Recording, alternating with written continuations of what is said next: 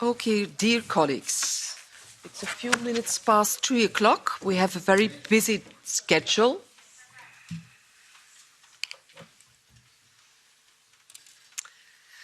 So I would like to open the session of this afternoon by welcoming you all to the COVID committee and the first hearing of 2023. So it's a little bit late, but it's still January, so best wishes for all of you.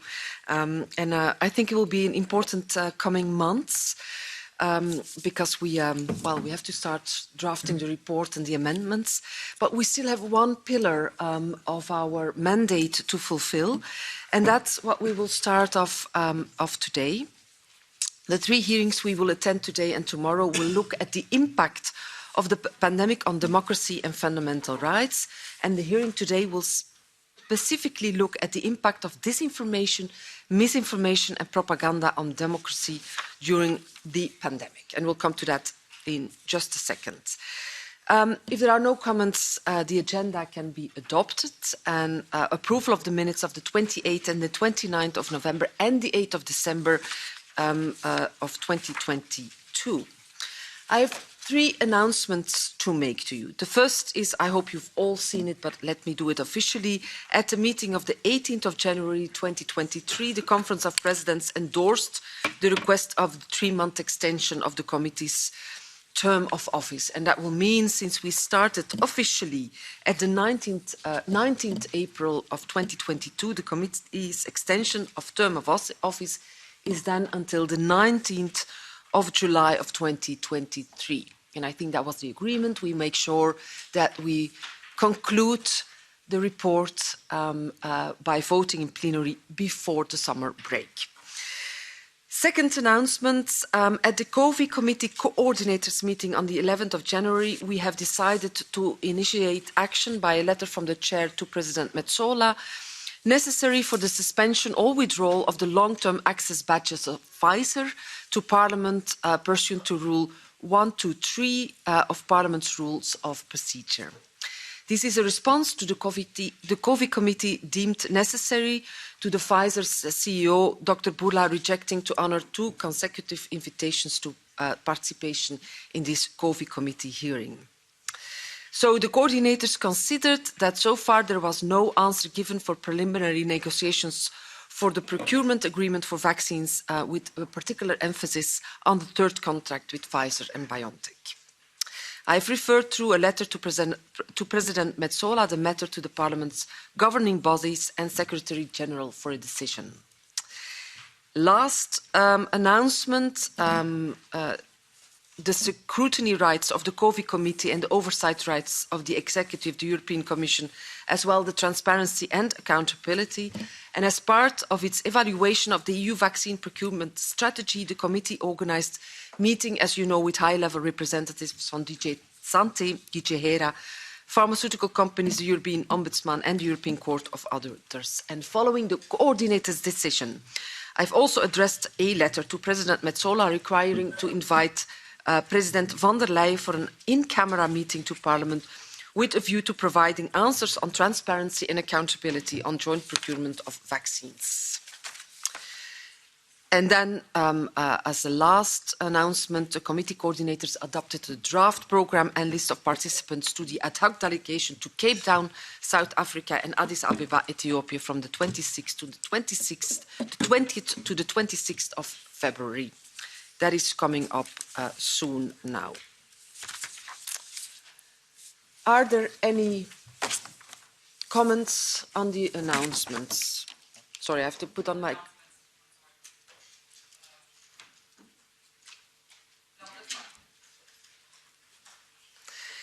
So then we can start on our public hearing. Before we enter... Is Mr. Glucksmann online? Mrs. Anderson, please. Yes. Yes. Ja, entschuldigen Sie bitte, ich war in der Tagesordnung. I do apologise, I'd got a bit mixed up with my agenda. I just wanted to make one point, and I would like to expressly request that as a committee we can take a decision. Perhaps we can have a majority resolution that we need a formal investigative committee, particularly in light of the recent events linked to Pfizer and the Pfizer employees who've obviously been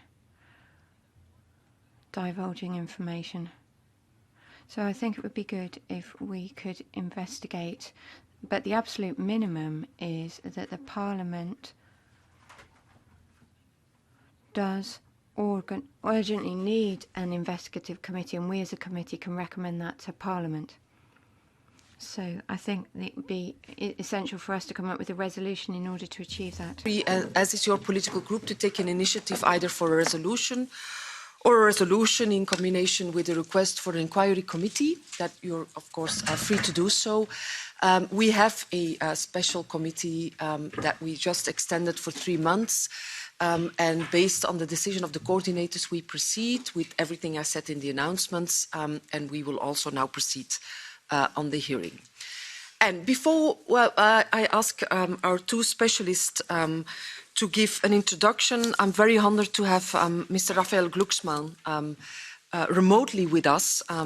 He's our colleague. He's the chair of the Special Committee on Foreign Interference in all democratic processes in the European Union, including disinformation. And I'm very happy that you are here, Raphael. And I'm happy to give you the floor to give a 5 to 7 minutes introduction to this very important hearing, because I think your committee is the expert, and I think it's very good that we close cooperate when it comes to disinformation, misinformations, and democracy and the pandemic.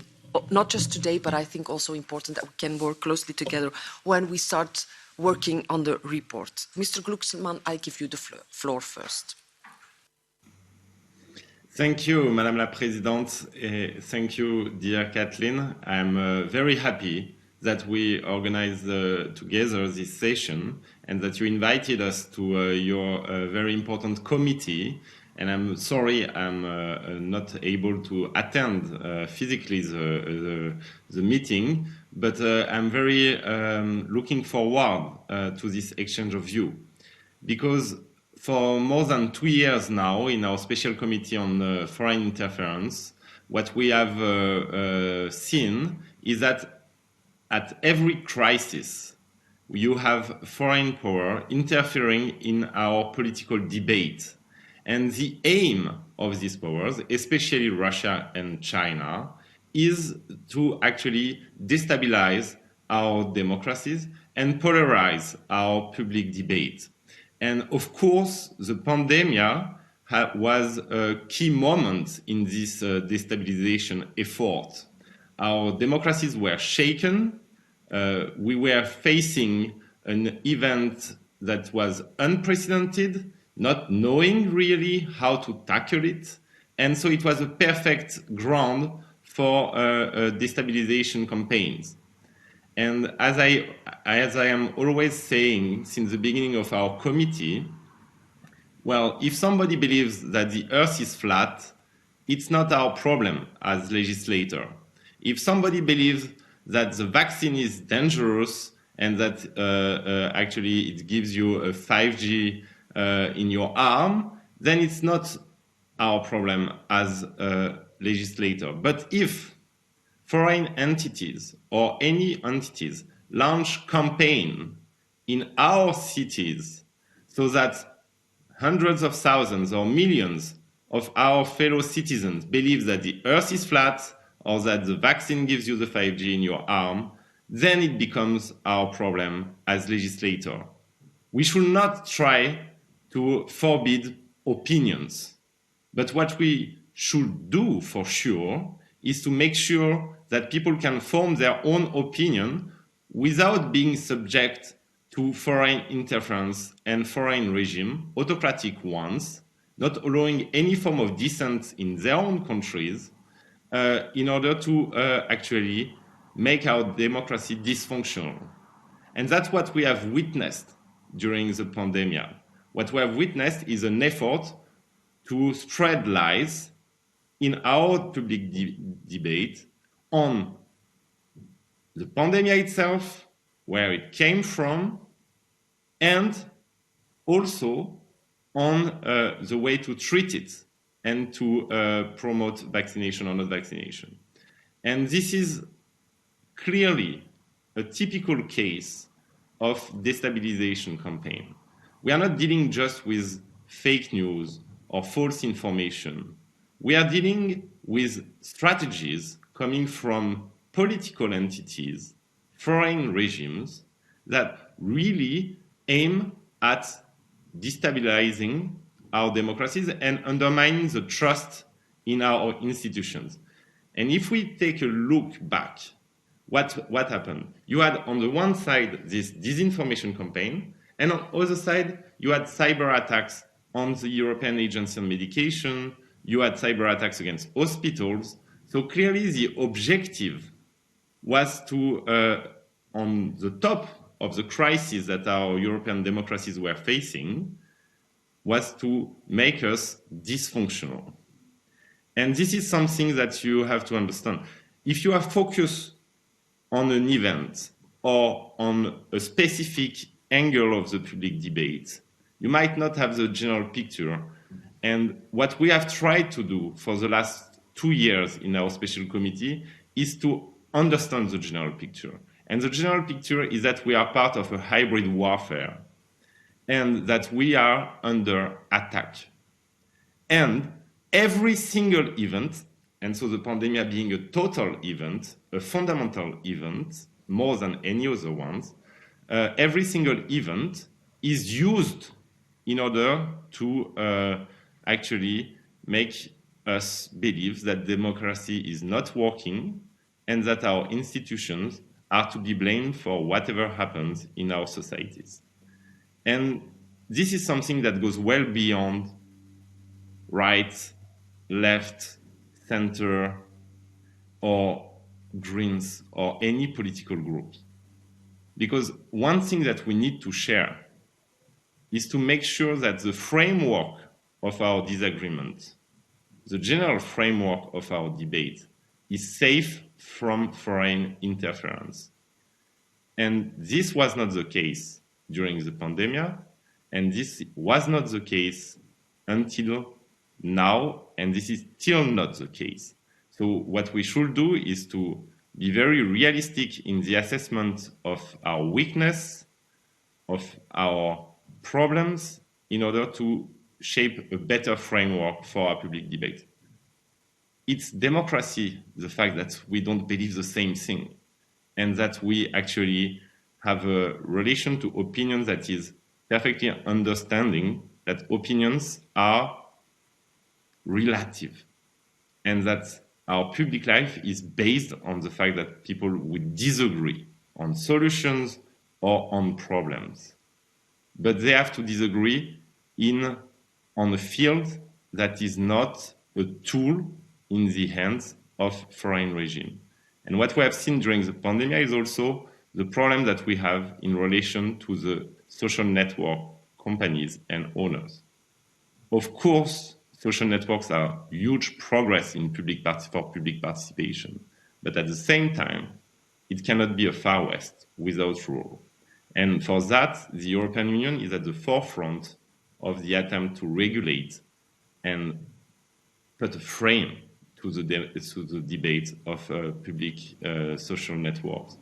And so I'm very happy that you decided to touch this subject and to discuss it, because I think that the pandemic being one of the two main events that we have been confronted with, you had the pandemic and the war during our mandate, it's really important to understand all of the logics that shaped the debate around this event, and one of them being the attempt of malicious actor to seed mistrust and antagonism in our public life.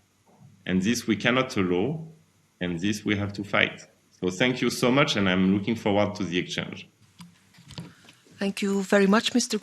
Glucksmann, for this excellent introduction. I think That makes my task really very easy. I don't have to give any further introduction, and we can move immediately to our two experts of our first half of the hearing of today.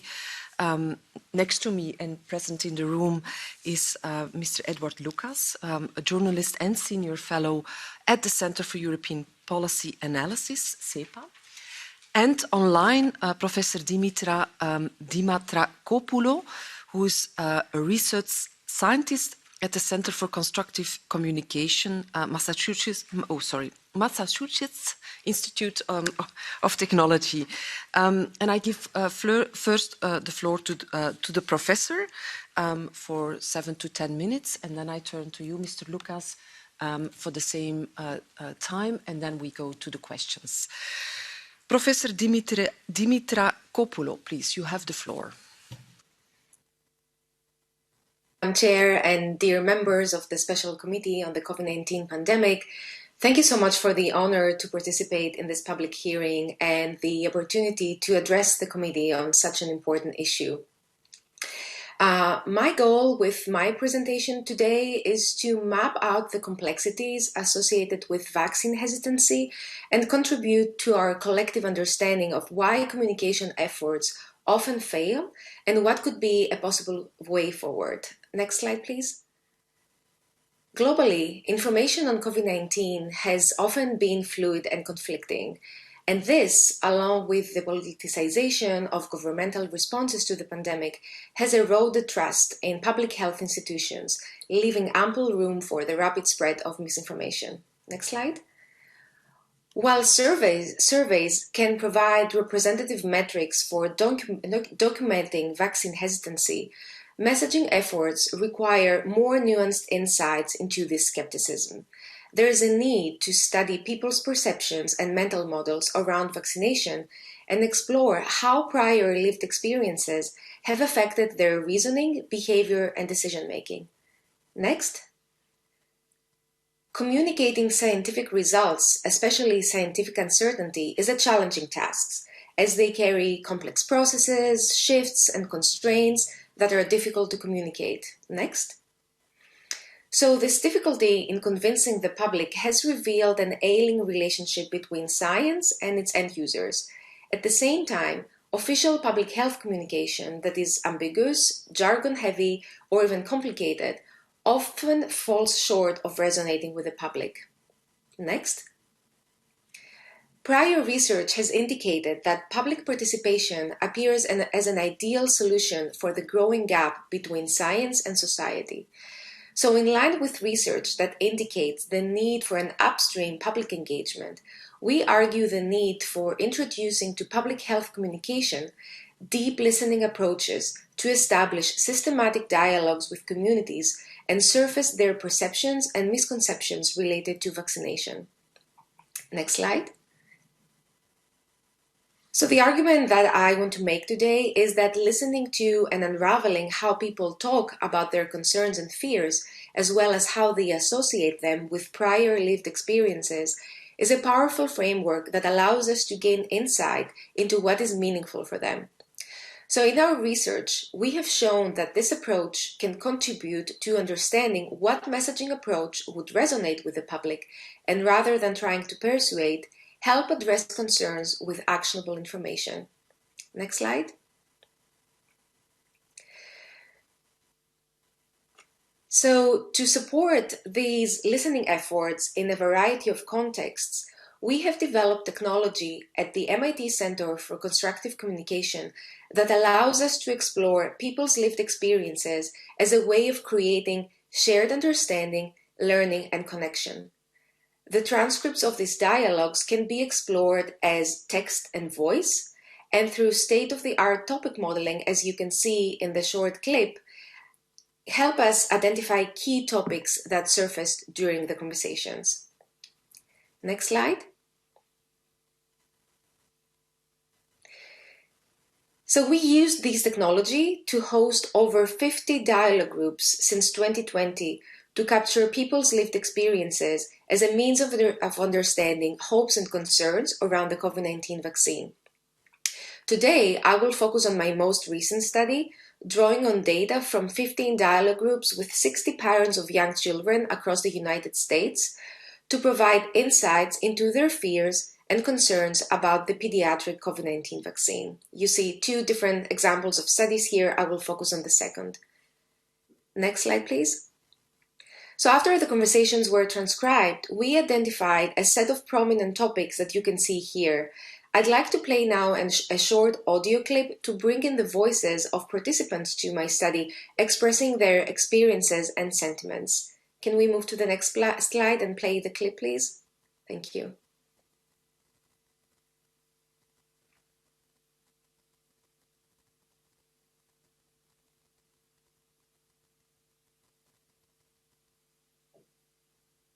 So new and something that's being so forced down our throats. The big thing would be to have the majority of the sources relaying the same message. Who am I listening to? What am I going to believe? At the beginning, they were like, oh, we need to get a vaccine. That'll protect us.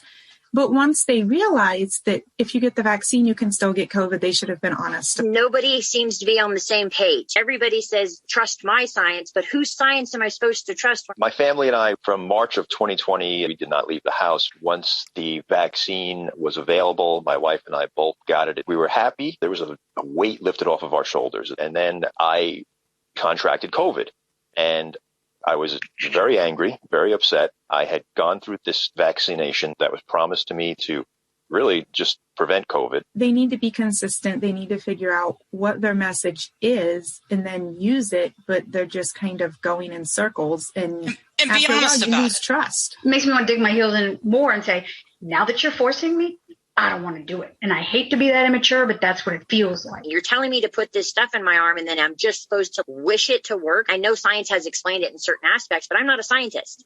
I'm just a stay-at-home mom. It's scary as a parent. It's scary knowing that not even making a decision could have a consequence. It's intuition. I know what I want to do.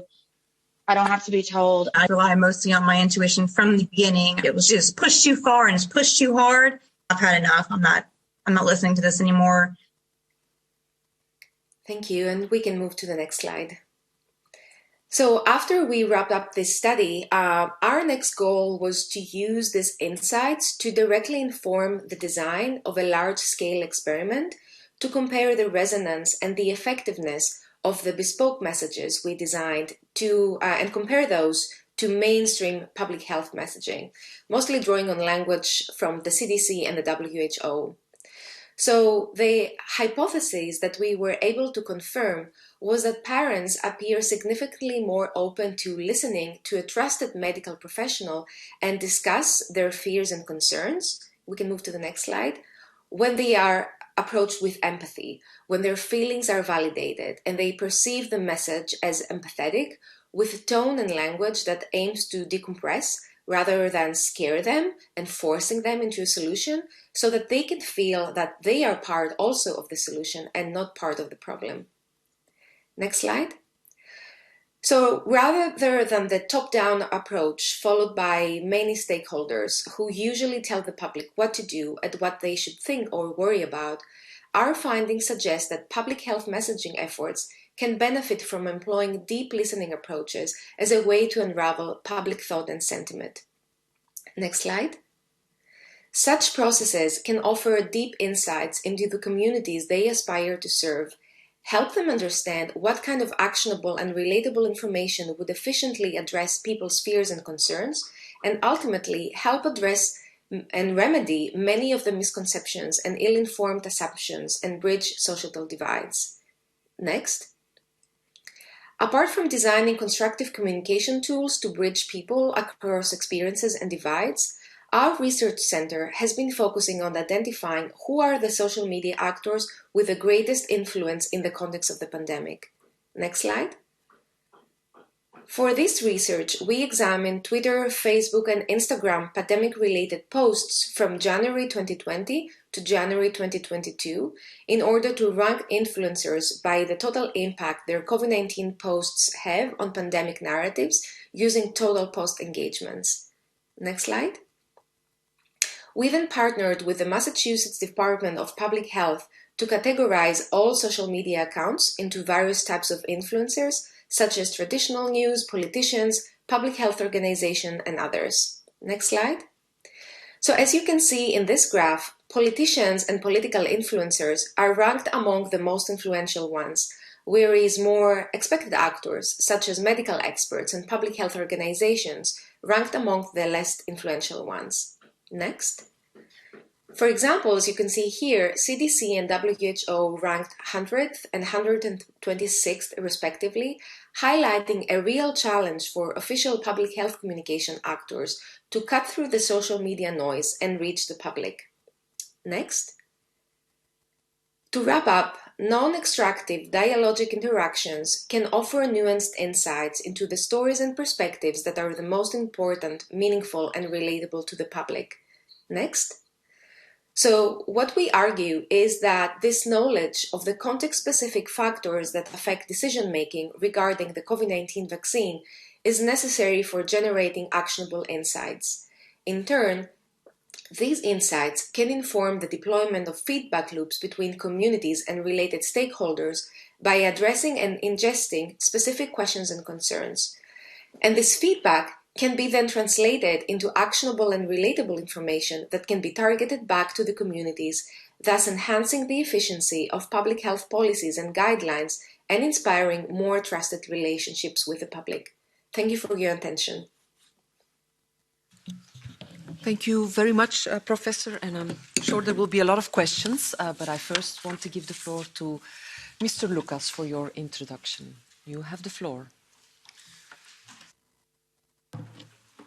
Thank you very much, Madam Chairman and honourable members of the committee. It's a great honour to have the opportunity to address this subject.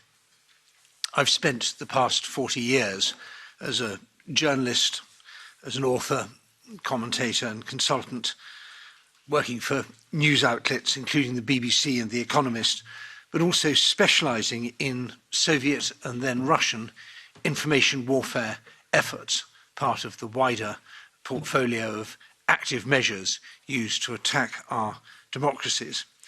I've also edited a weekly bulletin on Chinese influence operations. I've written 5 books and quite a few reports, including one a few years ago with Anne Applebaum and Peter Pomerantsev, which was the first full-length think tank study of Russian information operations. This was at a time when people thought it was rather unlikely that either Russia or China would be able to conduct information operations in a well-established democracy.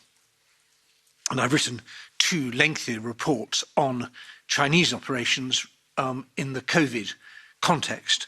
I won't go into the conclusions here, but they're in my written evidence. One's called Information Bedlam, and the other one is Jabbed in the Back. And the first really big point I want to make here is that the means and the ends are different. COVID was a huge opportunity for hostile states. The fact that it involved this particular virus with this particular origin, possibly in Wuhan, possibly not, that it spread in this particular way, that it was countered with vaccines and other therapeutic interventions, that it involved lockdowns with all the costs and benefits associated.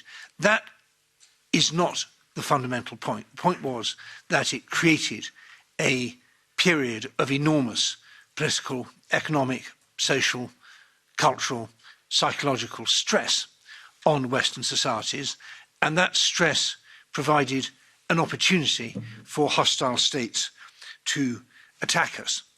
And they did it in 2 broad ways, and my friend Raphael Glucksmann has outlined this already. I won't go into it in any great detail, but the first big thing was to sow public mistrust. You think you're living in a democracy, you're not, you're being bossed around. You think your leaders have your interests at heart, they don't. They are working for shadowy forces. They're using this pandemic to do bad things to you. So that great battering ram of public mistrust was one thing. And the other, and this is particularly China rather than Russia, was to try and get the idea across that an authoritarian country responds much better to crises than a democracy does. that China was able to do things because of its system that the West couldn't do. It cut the death toll, it locked down more effectively, it developed vaccines faster, it was able to get vaccines to the rest of the world more effectively.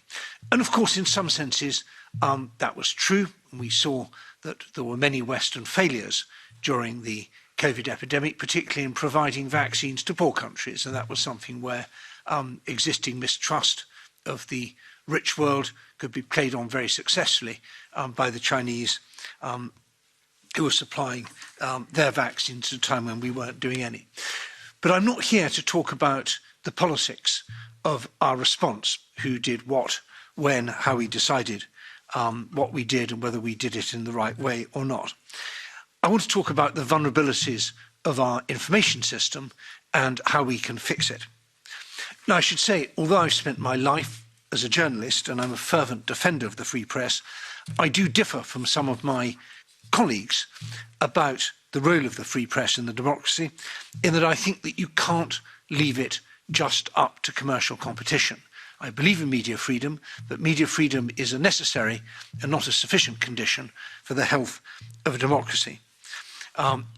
It's not enough just to have competition. Competition is great in that it raises standards at the top segment of the media market. You have The Economist competing with the FT, the Frankfurter Allgemeine, competing with the Süddeutsche Zeitung and so on, and that's great. And at the bottom, competition lowers standards. But in the end, in a competitive environment, outside actors will get involved and they will do things that are bad for our democracy, and we have to be aware of that.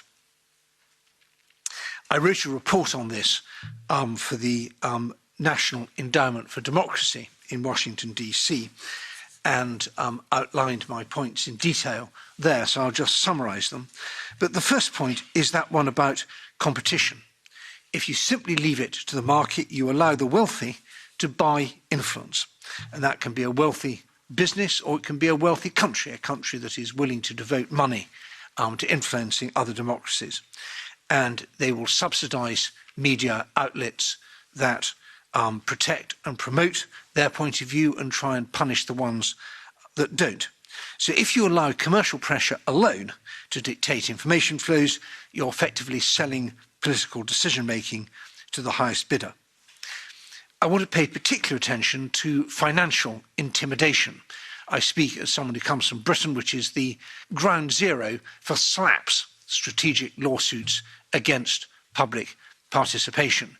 This is where wealthy individuals or businesses or people working with hostile states in some cases use the extremely expensive legal system to intimidate and silence their critics, sometimes using defamation law, sometimes using privacy law, sometimes using data protection law, or indeed a mixture of all three. And that kills the truth, and where you kill the truth, it's easier for falsehood to flourish. It should come as no surprise to people on the committee that Russia disrupts and subverts the information system of the countries it targets. It's also worth noticing that China has a sharp power strategy that also involves weaponizing information, collaborating and subverting mainstream media outlets, but also trying to gain influence over the dissemination infrastructure through things like TikTok or WeChat, information platforms where it's impossible to say something that the Chinese Communist Party doesn't like. Talk to your Australian colleagues about what it's like trying to win the attention and support of ethnic Chinese voters in Australia when you can't say on WeChat things that the Chinese Communist Party doesn't like, and WeChat is effectively the only means of reaching those voters. There's another problem, which is the fair-mindedness and newsworthiness of the journalistic mentality. We want to be fair, and we want the news to be exciting. That's normal. And the problem with that is that fair-mindedness leads to lazy moral equivalence. This scientist says that the vaccine is safe, and this guy over here on Twitter or Facebook or somewhere says he's a scientist, and he says the vaccine's not safe. So, two points of view, I'll leave it to the readers to make their mind up. But that's lazy. When I'm training journalists, which I have done over many years, I always say if you have two sources, one says it's raining outside and the other says it's not raining outside, your job as a journalist is not to report that somebody says it's raining and somebody says it's not raining. Your job is to go outside and see if it is raining or not, and then write the story accordingly. So fair-mindedness can be a trap, and also newsworthiness. The desire to be first, the desire to be funny, the desire to be eye-catching can sometimes take precedence over the important, fundamental news values of the story. And you see this particularly in moments of great panic, like over COVID, and if someone says, oh my goodness, here is a scientific discovery that turns everything you thought on your head, and this chemical which we normally feed to horses or put down drains or something can cure COVID, well, then you think, I want to be first with that story, and you stick it online or print it or put it on the airwaves, and you may be doing everyone a disservice. Now, there's no easy answer to this. There's not a clear binary dividing line between misinformation or disinformation and good information, just as there's not a clear dividing line between old media and new media, and there's not a clear dividing line between responsible journalism and fringe journalism. And so I urge the members of the committee, do not go into this thinking that there is an easy answer. If there was an easy answer, we'd have found it. These decisions and our reactions about how to deal with this threat go into very deep waters about the way in which we trust each other, the way in which we communicate to each other, the sort of freedoms that we allow each other. So I have a series of suggestions which I'll get onto, but none of them is a so-called silver bullet. The first thing I think we need to do is to name the problem. I was struck in the questions that I was sent about reference to certain non-EU states. We have to be absolutely clear that we are under attack. Wherever you live in the democratic world, you are in a world of geopolitical competition where hostile state actors, particularly Russia and China, but one could also say North Korea and Iran, have very different ideas about how the world is going to be run, and they will do things to get their agenda on to our agenda and to make things happen. And I still worry that many of us are living in a kind of post-1991 la-la land where we think that everything can be solved by dialogue. And it's just a finer world out there, we just have to talk a bit more and confront a bit less. Well, I'm sorry, that's not the case. And we saw very clearly during the pandemic, in this moment of great human emergency, that there were countries that were willing to weaponize that moment and attack us, casting doubt on the efficacy of our vaccines. People die because of that, and that was something that both Russian and Chinese state media were willing to do for political reasons. So we face serious threats, and the most important thing I want to say about information threats is just because they're the ones you notice doesn't mean that they're the ones that matter. We tend to think that the bit of the problem we can see is the most important bit of the problem. No. Information operations are by their nature often visible because they leak out into the public, but they are just part of the whole toolkit of responses and tactics that the Chinese Communist Party and the Kremlin and our other geopolitical adversaries are willing to deploy.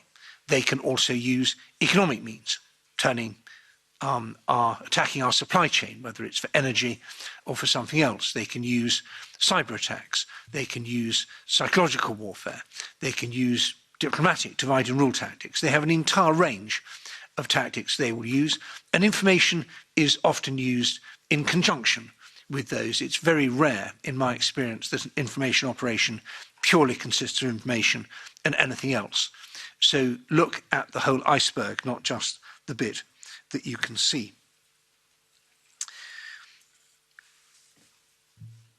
Once you've named the problem, the next thing to do is to monitor it, get an idea of what's really going on. Ask hard questions about not just content, but about motives. It's a really good test if you're looking at something that claims to be a news outlet to ask what's the editorial code of conduct. And if there isn't one, ask why. What's the policy on apologies and corrections? Because any legitimate news organisation will make mistakes. We never have enough room, we never have enough time. There will always be mistakes. The question is how you deal with them. A responsible, reputable news outlet will have a policy on corrections and it will print them in a prominent position, saying, yes, we got this wrong. It wasn't X, it was Y. For years, when I was talking about Russia Today, as it was called then, I would use this as an example and ask people if they could find any occasion on which RT had ever published a correction or apology. The answer was there was one buried very deep in its website. Well, that's changed a bit now, and that's good, but it's still an excellent question to ask. Look at the motives. Are news organisations run by a state? Are they operating according to a political agenda? Are they solely focused on profitability? Some of our biggest problems with disinformation are people who are solely interested in generating clicks, and they know that disinformation generates more clicks, it's more interesting than boring old true information, and that's what they do. So monitor and analyse the problem. And then we need to build defences and take countermeasures. And this is perhaps the most controversial bit. Well, let's start with defences. Media education. I'm sure there is members of the European Parliament here from Finland, looking round hopefully to see if there are any Finns here. That's good, because Finns hate being praised in public. It makes them very unhappy and embarrassed. So with no Finns in the room, possibly not even Finnish translators, I see the booth is empty. Well, I can go ahead and praise Finland, because Finland teaches media literacy from the get-go, pretty much as soon as you learn to read. And there are other countries that are very good at this.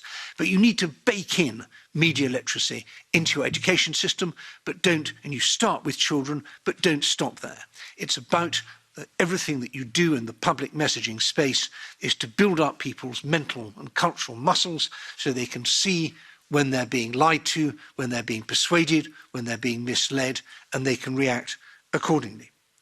We need to think about norm building.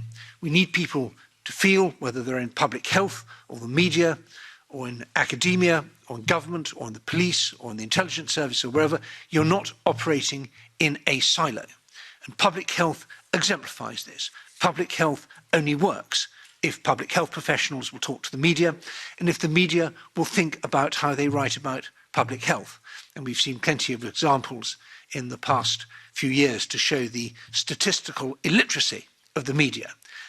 People tend to go into journalism because they're good at words, not because they're good at numbers. And that really matters when you're talking about epidemiology.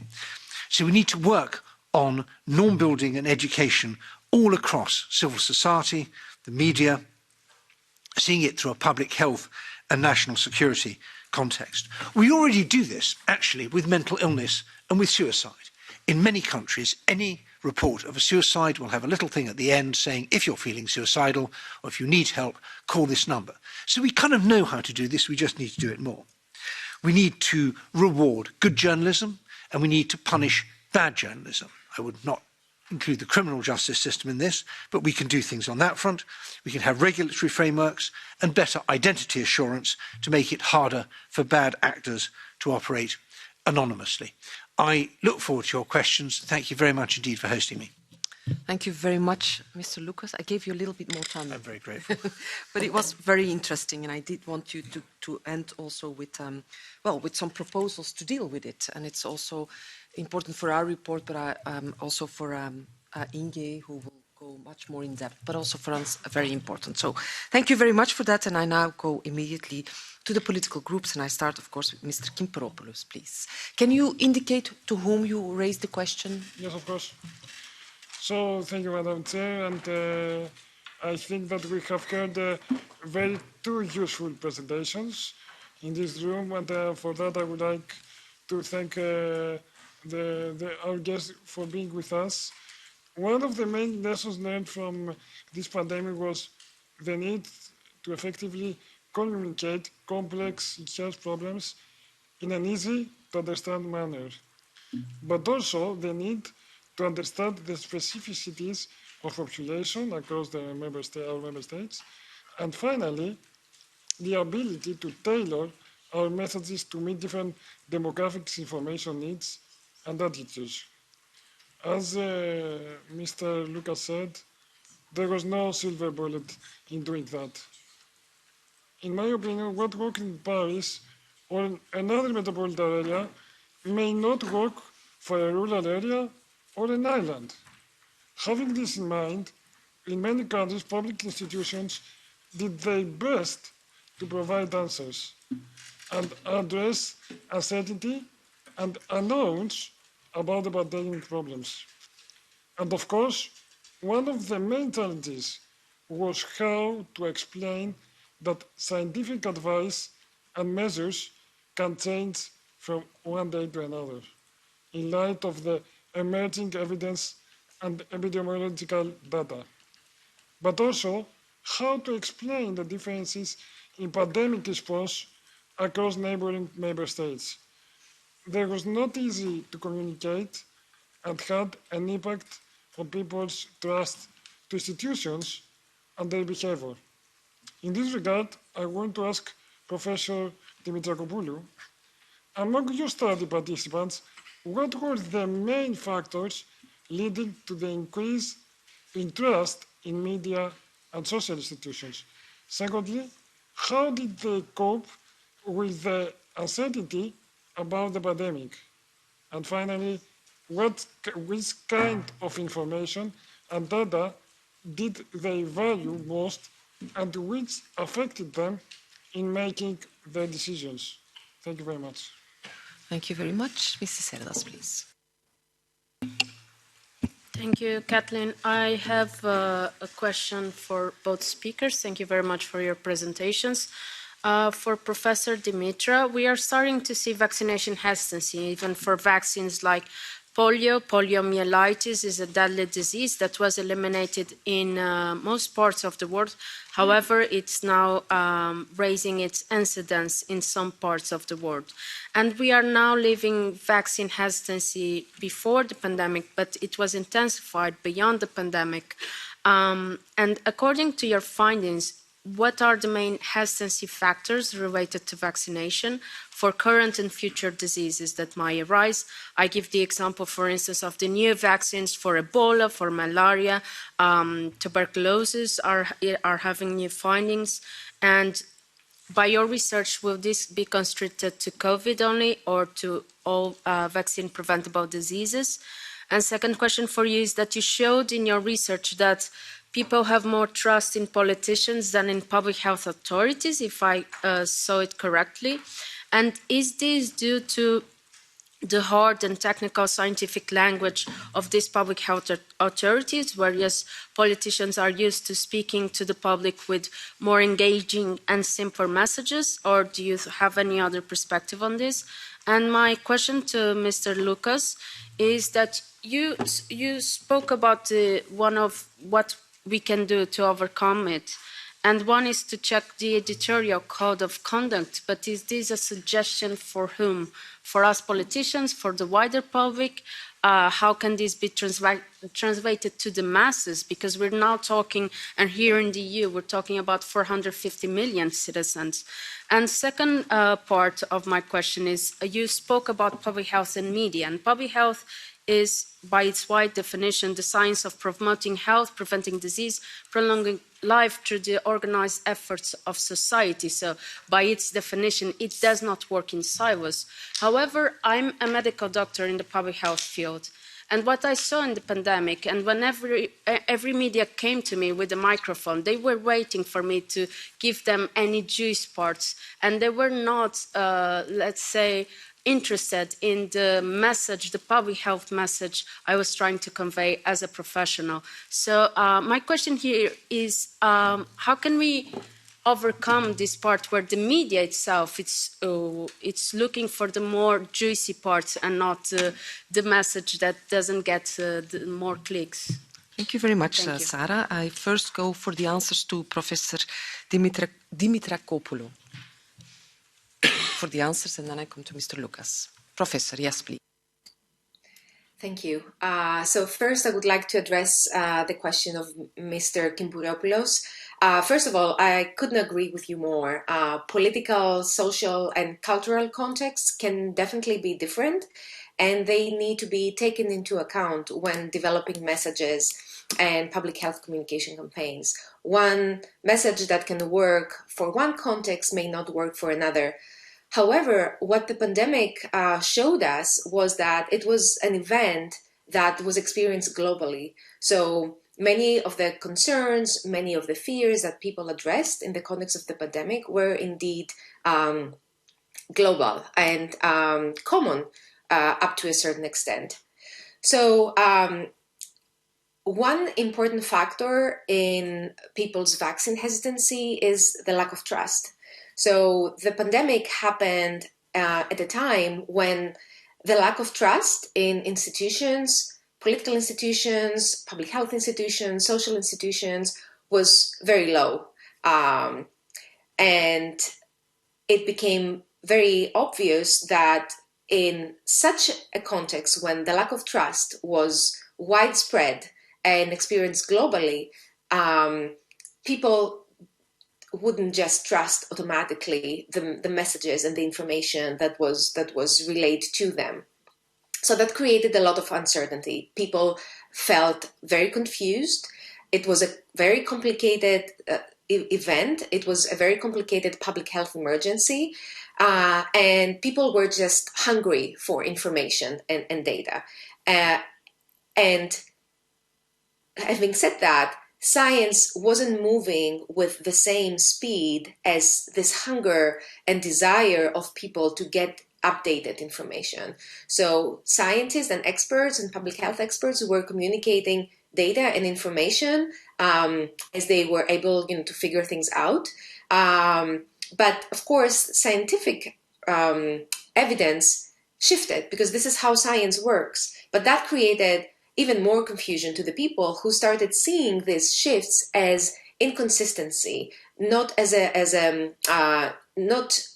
wasn't enough for reason for them to understand that this is how science works. So that created another challenge. People were and are scientific illiterate. So that means that we haven't done a good job in communicating how science works and why some scientific findings may come up and might be timely right then, but after a while, since science advances, these results may not be relevant anymore or may be replaced by other newer and more advanced science.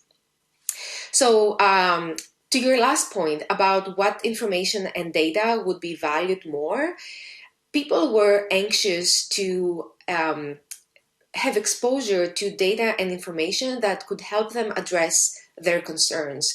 What I have heard from hundreds of people in my research is that expert public health communication is often perceived as imposed, something that is forced. You were able to also hear that in in the audio clip that I shared with you. It was a very common pattern. People were confused. People wanted to the different institutions and authorities to be more honest in terms of what works and what are the things that they're not certain about. To Mrs. Cerdas, you asked about what could be the reasons for vaccine hesitancy. I could highlight three major ones. First was the lack of trust in institutions, as I also shared in my previous response. That played a very large role. So people didn't trust and still don't trust the government or public health authorities, the scientific community. So this lack of trust had a very direct impact into people feeling hesitant and skeptical about the vaccine. The second one was the politicization of the virus and the vaccine. We saw that a lot of politicians made the pandemic an ideological debate. It wasn't about trusting the science. It was about which politician and which political party was relaying a message that was relevant to the people. And the third reason is mixed messaging. Different sources, different stakeholders were communicating different messages. So people just felt completely lost. They didn't know who to trust, who was relaying the message that was right. And just, a clarifying point, our results don't indicate that people trusted politicians more. They indicate that actually politicians have been more influential in terms of how popular and engaging their social media posts are. And I think this reflects how the pandemic became a political and ideological issue. So people weren't looking for the right information or the scientifically backed information, but the information that was consistent with their political and ideological beliefs. Thank you very much. Mr. Lucas, please. It's a privilege to have questions from a psychiatrist and from a medical doctor.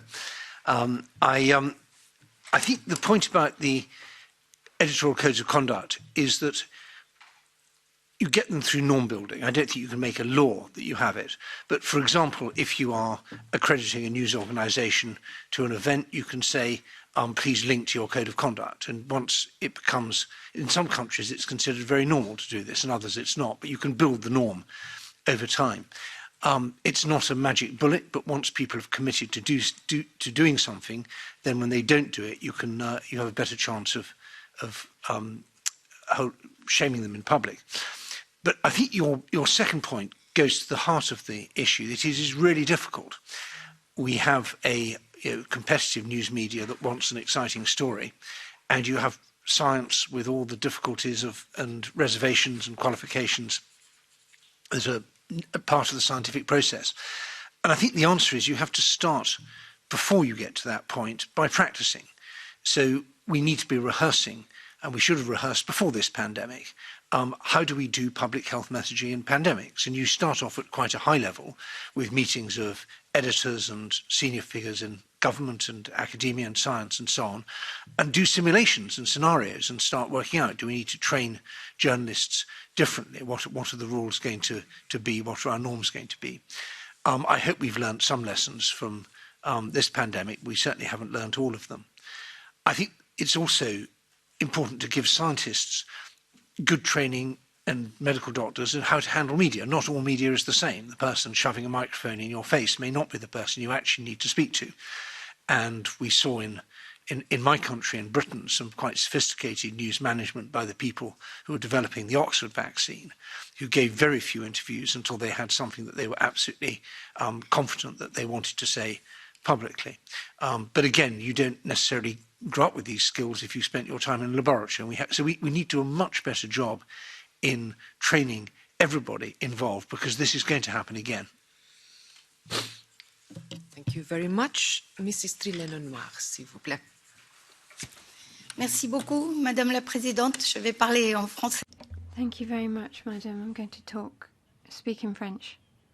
First of all, let me thank both of the speakers for the quality of those comments. I think your contributions will be very useful to us when we produce our report. Now, disinformation is very significant when it relates to health, because it's a threat to human life, and that is why the WHO has said that health disinformation during the crisis was a false demic. So it's a particular problem. It's not just trivial, it costs a lot of money. I did read in a report by the University of Baltimore that up to $9 million a year is spent on health disinformation. Now, you've talked about prevention. It seems to me that we can take two tacks here. First of all, we can focus on health education for young people. We can make sure that they learn how to take everything critically and be discerning. But then there's also information training for healthcare professionals. So there are many health professionals in this committee, sir, including me, you won't be surprised to hear that, but we were actually shifted out of the spotlight, both by journalists and patients. Healthcare professionals were asked seriously whether people should be swallowing bleach every morning. People were asking us if you received a blood transfusion from someone who'd had the vaccine, then you as an unvaccinated person could be considered to have impure blood. And this is information that was circulated by the media, and it came back to the healthcare professionals in the form of questions from patients. So there needs to be a way of protecting healthcare professionals by teaching them how best to respond to this kind of question, because we don't have the training for this. We're not accustomed to hearing this kind of question. We're not supposed to deal with disinformation. So it'd be very useful if you could give us some ideas for how to deal with that. Thank you very much. Thank you, Chair, and thank you to the experts for being with us. Another healthcare professional sitting here. I'm a pharmacist by training. And I would like to compliment, we were not trained how to talk to patients. We were not trained how to bring across messages that were actually important for patients' health. At least we were not trained at university. I mean, of course, I did do some training, but that was while I was already on the job because I wanted to do it. I wanted to learn how to communicate best with my patients in order to make sure that they do the compliance to the medicines which were prescribed to them, or also to whatever else would be important for their health. So I think that's one of the issues, that usually the healthcare professionals are not experts in communication. They are not experts in how to talk to people, how to create messages that are consistent and that stick. But I think, and I would like to hear the opinion of both the experts on this, one of the problems was also that we had different healthcare professionals with different views on the pandemic. I mean, I'm talking on the situation in Germany, where we had Klaus Stör, who was previously had been working for the WHO, and he was like, well, this is just a flu, don't worry. And that, of course, did not help a lot. And actually, I did read very, very much during those, especially during those months where we were more or less homebound and could not go to parliament. So I did browse around the internet for studies and all that. So I built my own perception, or I created my own view on this. But of course, judging from what I read and from sources that I thought were trustworthy. But I think the most important thing is really the politicization, because if you're already aligned to this is a channel I will not trust. For example, it's the BBC, and BBC are always taking government's line, so I don't trust BBC in the first place.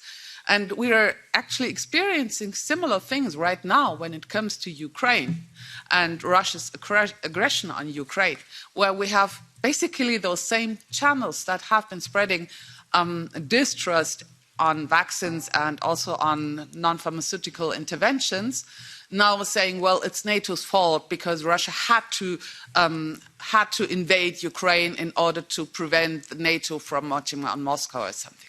So how do you see this link there? I would be very interested, Mr. Lucas. Thanks. Thank you very much, Jutta. Mrs. Joron.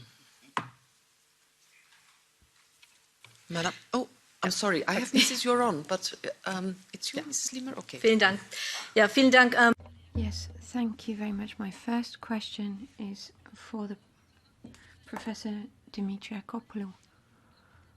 So, how could we improve better access to information awareness campaigns, and especially in terms of social media? Now, the information from your study doesn't seem to be present in your social media profile. I'm aware that your YouTube channel doesn't have a huge number of followers, but I'm just wondering how your studies finance this study that you presented today. Was that paid for, I beg your pardon, with EU Commission money, so EU taxpayers' money? So, any information about the EU Commission and the vaccine contracts is considered as fake news. So these vaccines were bought with EU taxpayers' money. Although it's supposedly fake news, we know from the print media that there has been pressure on Twitter and Facebook to remove all critical comments. The German government has had to admit that they have met with representatives, so there is an unbearable cancel culture which targets scientists. I am a scientist myself. Any scientists who are critical of the vaccines are suppressed, but discussion and discourse is dependent on differences in opinions. It's not up to a journalist, as you said, Mr. Lucas, what is right or wrong. You have to present a neutral position. So neutral reporting on studies that show that there have been multiple examples of people whose immune systems have been compromised.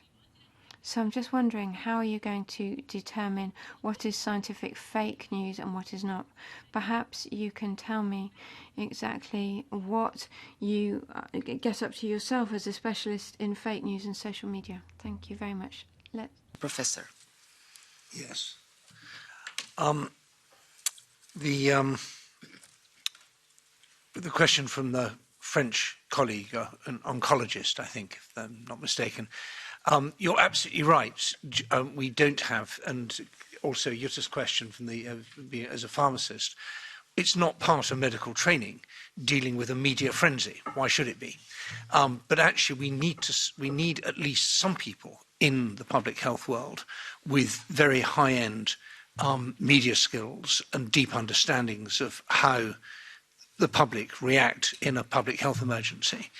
And I think you only get that. You get that by training and by doing simulations and practicing and reckoning this is going to happen again. I feel really sorry, both for the healthcare professionals who are suddenly thrown in front of TV cameras and microphones and trying to explain complicated things to people who didn't seem to understand the basic numbers. I also feel quite sorry for journalists who were told to go out and cover this when they were pretty hazy on the difference between a virus and a bacterium. Perhaps some distant memory of having done a little bit of science at school 30 or 40 years ago, and then suddenly you're trying to cover it. So there's plenty to do, and there's no silver bullet.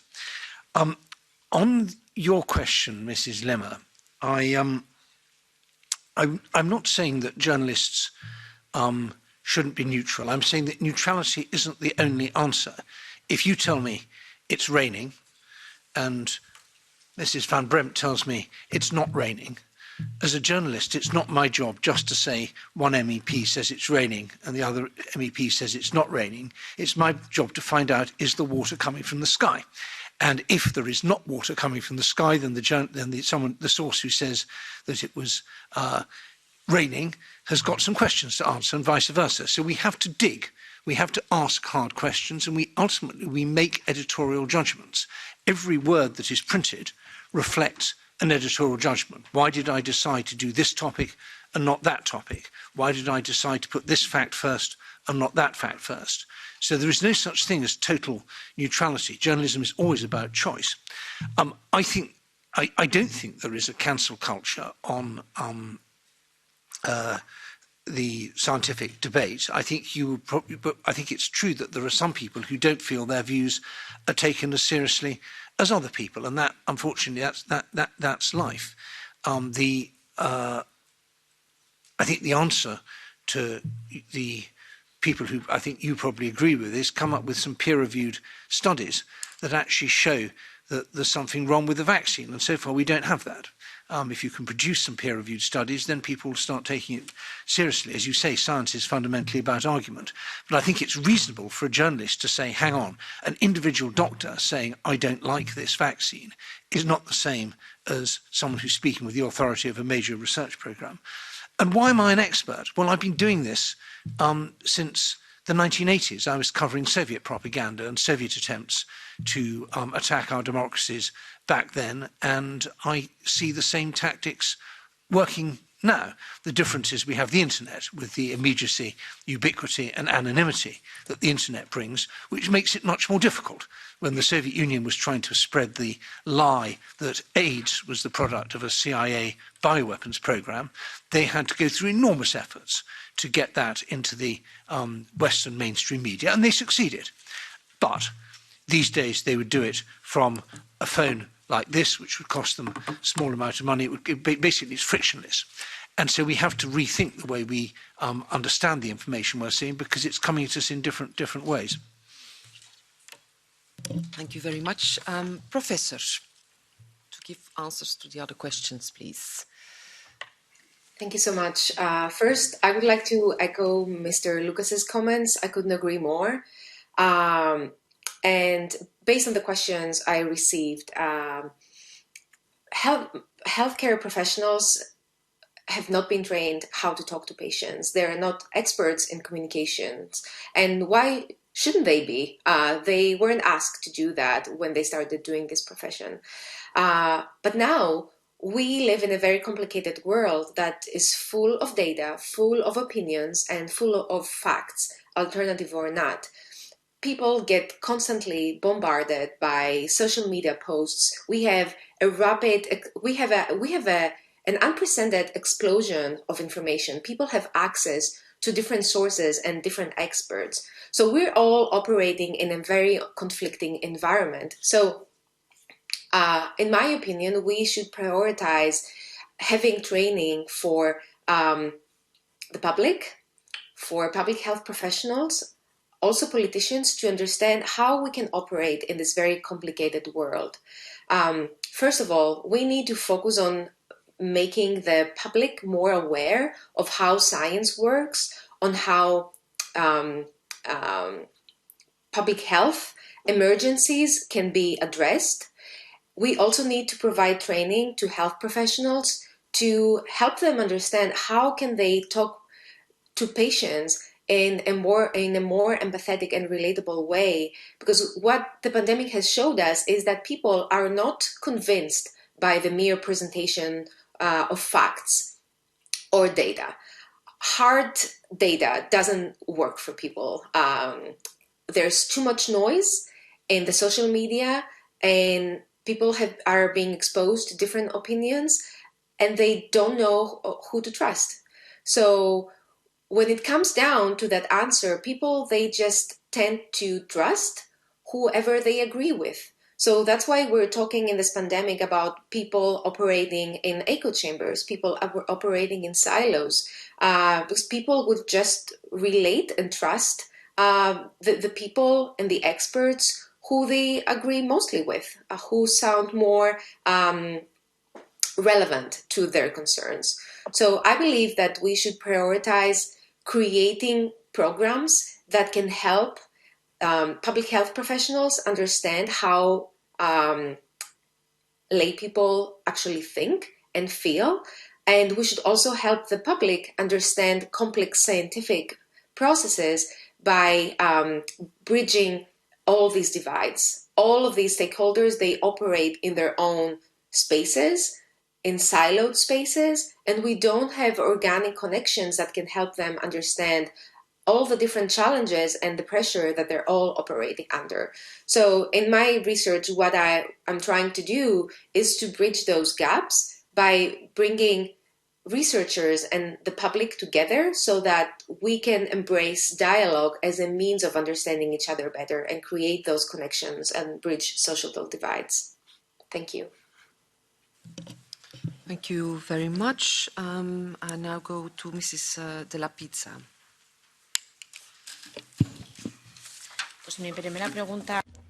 Well, my first question is for Mr. Lucas. I would like to thank both of the guests for being here today. Now, a crisis is a very difficult situation and you have sudden changes, and therefore governments and other decision makers come out with declarations which aren't always entirely accurate, and sometimes they appear to be contradictory as the crisis develops. In the case of the pandemic, we found ourselves in unknown territory, and so the governments and other decision makers had to come out with contradictory or apparently contradictory information.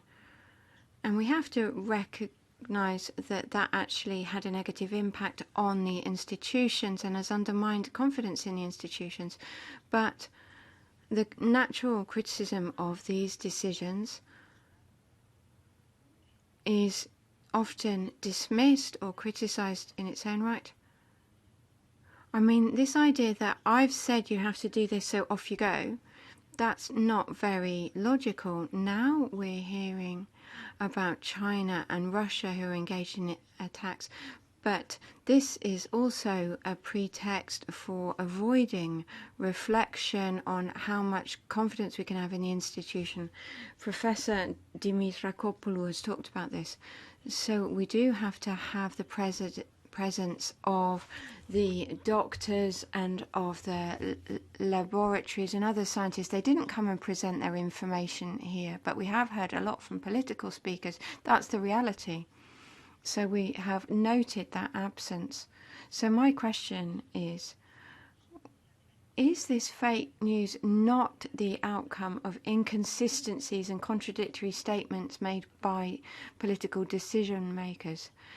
And the danger is that this term fake news can be used to limit freedom of expression. Now, Mr. Lucas, what exactly can we do in order to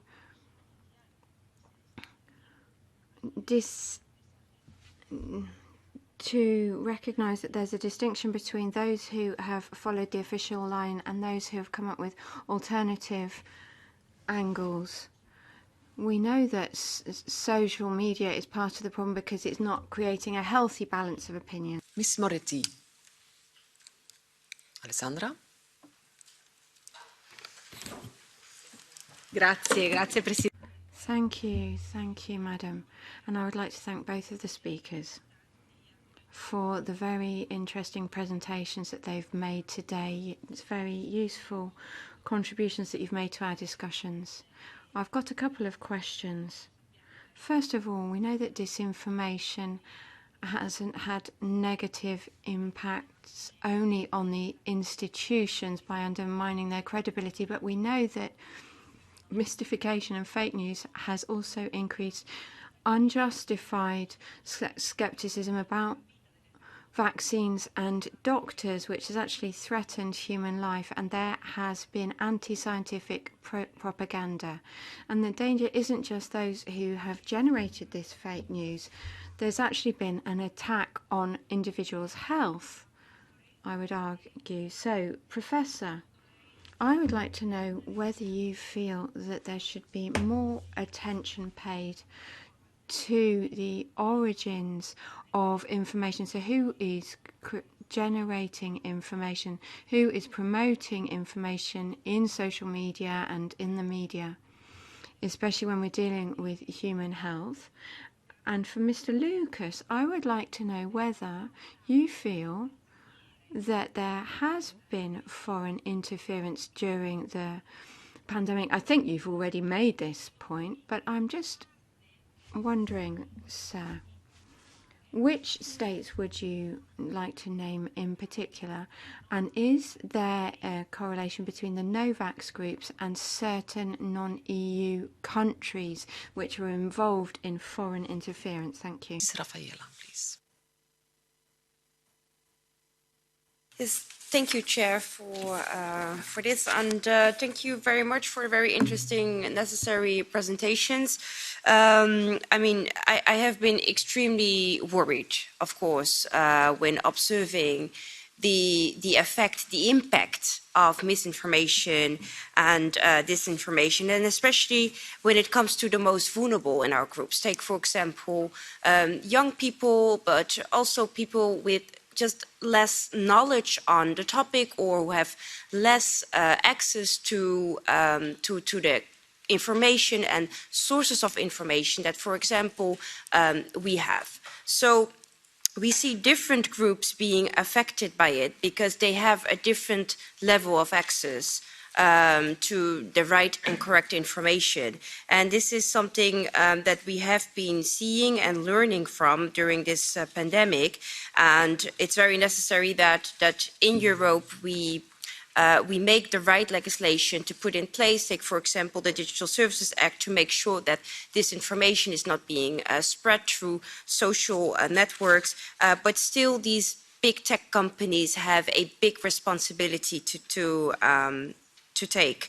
So I don't see yet how especially the most vulnerable in our societies are going to be protected by that, because they're also very active and they participate also in these social media platforms. So what I find very important about this learning from this pandemic is also how are we going to target the most vulnerable ones in our society, and do we learn enough from this, and do we also learn from it in a way that we can protect the most vulnerable against disinformation and misinformation? So what do you think we should learn from that, and how can we more effectively and more constructively protect the most vulnerable groups in that sense? Thank you. Thank you very much. I first go now to Professor Dimitra Dimitrakopoulou. By the end of the session, I'll be able to pronounce your name just perfectly. Thank you for trying. I'll try to group my responses for the efficiency of time. As I think everyone agrees, we are operating in a world where information is coming from many different sources, and people have access to information. And these sources can be any sources, from journalists, experts, policymakers, politicians, and the social media platforms have accumulated so much power in giving voice to anyone who wants to be heard. So we really cannot control who's generating information or who has access to what information and whether that information is right or wrong. So in my opinion, I think that we need to help the public develop filters to be able to filter all this stream of information that is coming from many different sources who are uncontrollable.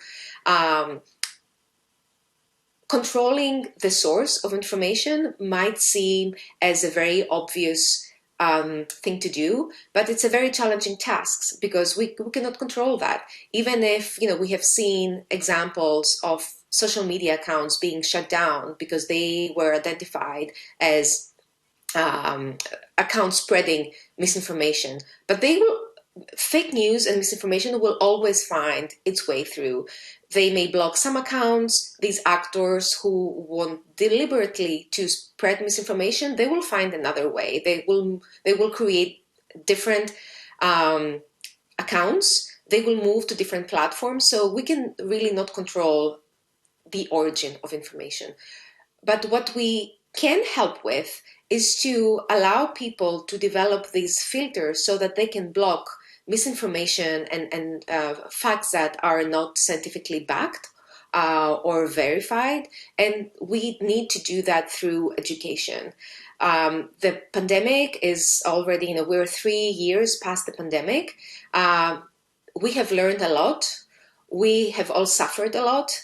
And at the same time, I think this creates a very important opportunity to reflect on what happened, what are the lessons learned, and how can we find a way forward? How can we help people block misinformation, not just related to the pandemic? We see misinformation spreading across many different spaces and areas. So that's what I would, personally like to prioritize, because as Mrs. Rafaela also mentioned, we need to prioritize how to protect the most vulnerable. We cannot expect that people can become experts in public health matters or any kind of matters.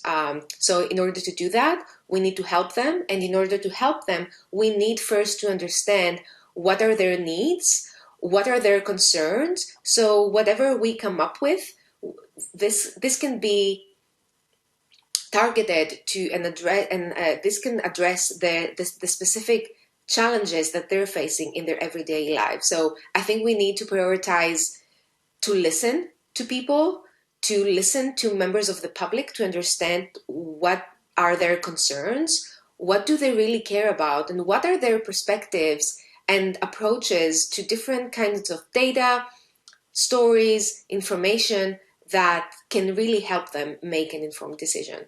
Thank you. Thank you very much. Mr. Lucas, please. It's a very long list of questions, and I'll try and deal with the most important ones in greatest depth.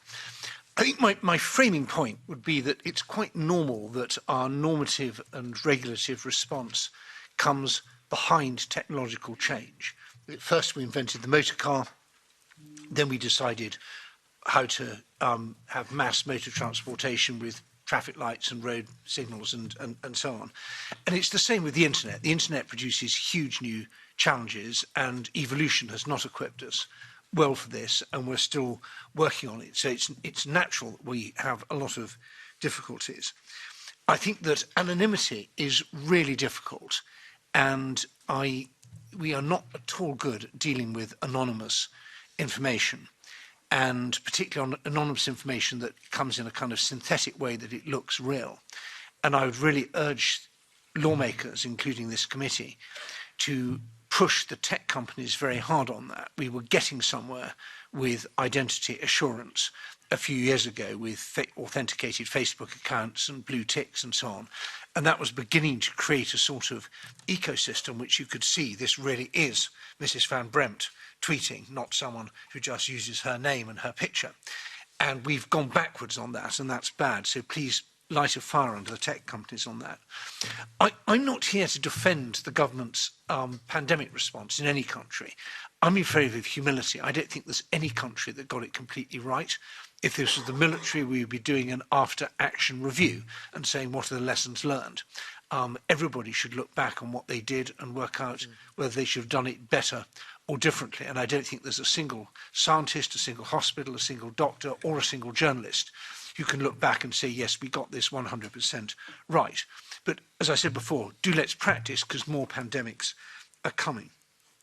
The German word Meinungsbildung is very useful here. It doesn't really translate easily, but it's the job of the media to create a sort of public conscience, public consciousness about things.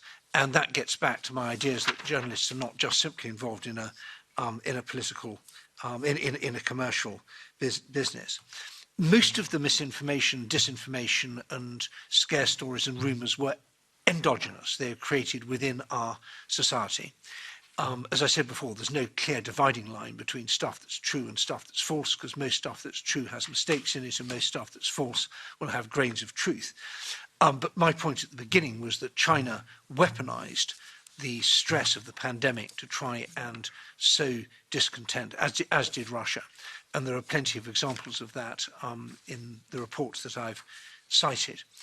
Just look at the kind of RT coverage of the pandemic, or what Global Times was saying, the Chinese state outlet. I think I particularly like what you said, Ms. Raphael.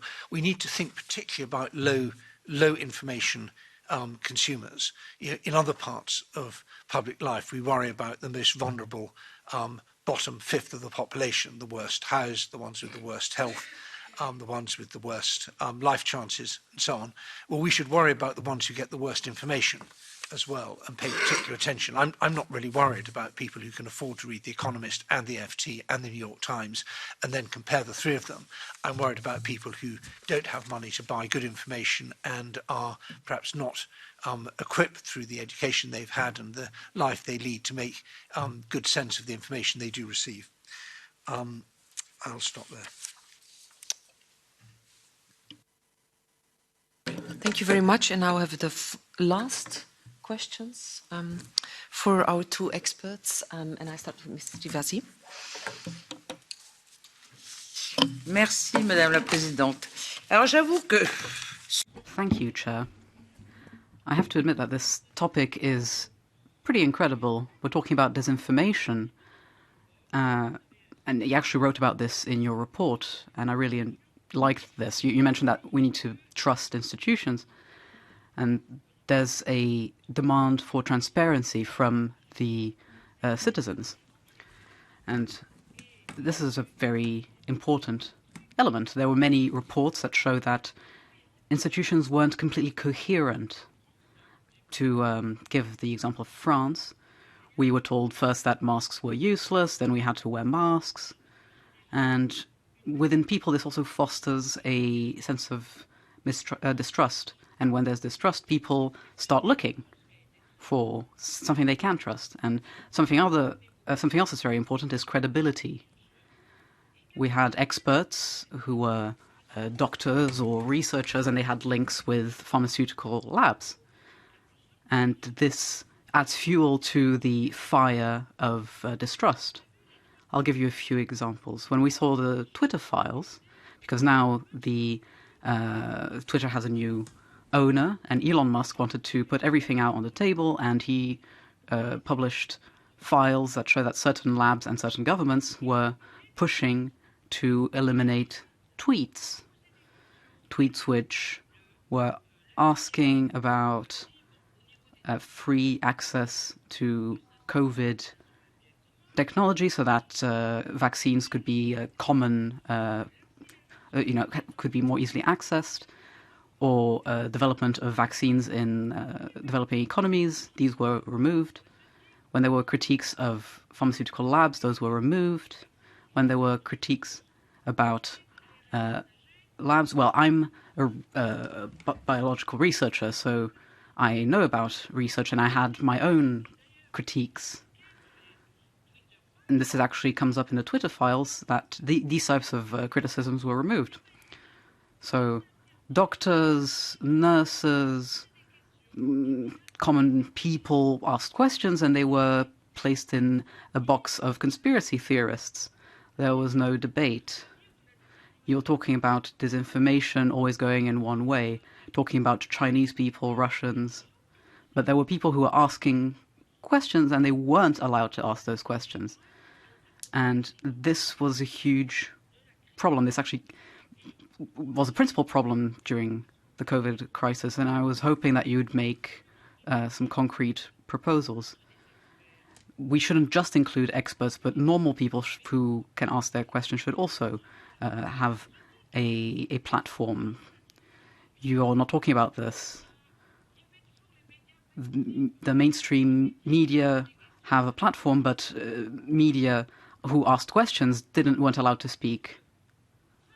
So you're only helping out fake news, because then people end up not believing anything. And when people don't believe anything, how can you run a country? I think we need to speak about honesty, credibility, people who aren't paid or who don't have a profit motive. I think you're not critical enough about what happened, because we could have learned something from all of this. Mr. Olegas, please. Thank you, Madam Chair. Thank you all speakers for a very interesting presentation. I will be very short one. I agree with majority of what was said, except two things.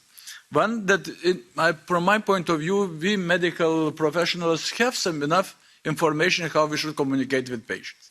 More or less. Maybe not enough as the communicative actors. But problem is in two parts. First, that we have different methods for treatment or acting in the pandemic situation.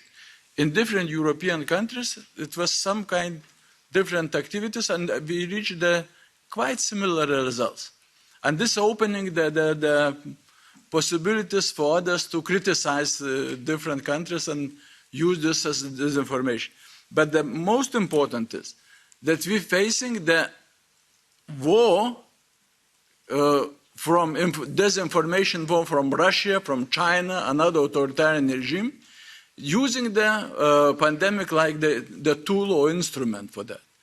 and the reaction from very centralized forces. They have the resources, they have the people, they have the teams, and we try to defend in a very decentralized way. Do you think that we should have something maybe in the HERA also to collect the information and prepare and spread this information through all our society? Thank you very much. Thank you very much. Mrs. Joran. Yeah, thank you very Mrs. much. Anderson. Oh. You. I said It's Mrs. me? Joran. No, it's me. Yeah. D'abord, Joran. On va y arriver. Mrs. Anderson. Merci beaucoup. Merci pour ces présentations. Thank you for these presentations. We actually learned quite a lot. I have two questions to ask Ms. Dimitra Dimitrakopoulou and a comment to Mr. Luca. We're talking about transparency and trust. During these reports, I want researchers to say if they're getting bursaries, because the EU did finance some of this research. Ms. Dimitra spoke about causes of COVID skepticism, political, institutional, etc.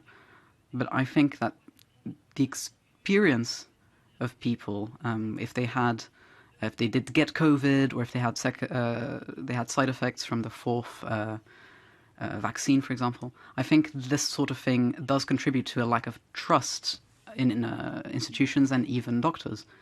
Will these studies aim to go further, so to collect the lived experiences of patients, and also question this problem with access to information, because contracts are still not accessible. We don't have access to the text messages, and even the last videos on Pfizer, where there's these interrogations in Davos, those aren't accessible either. So I think this contributes to doubt among citizens.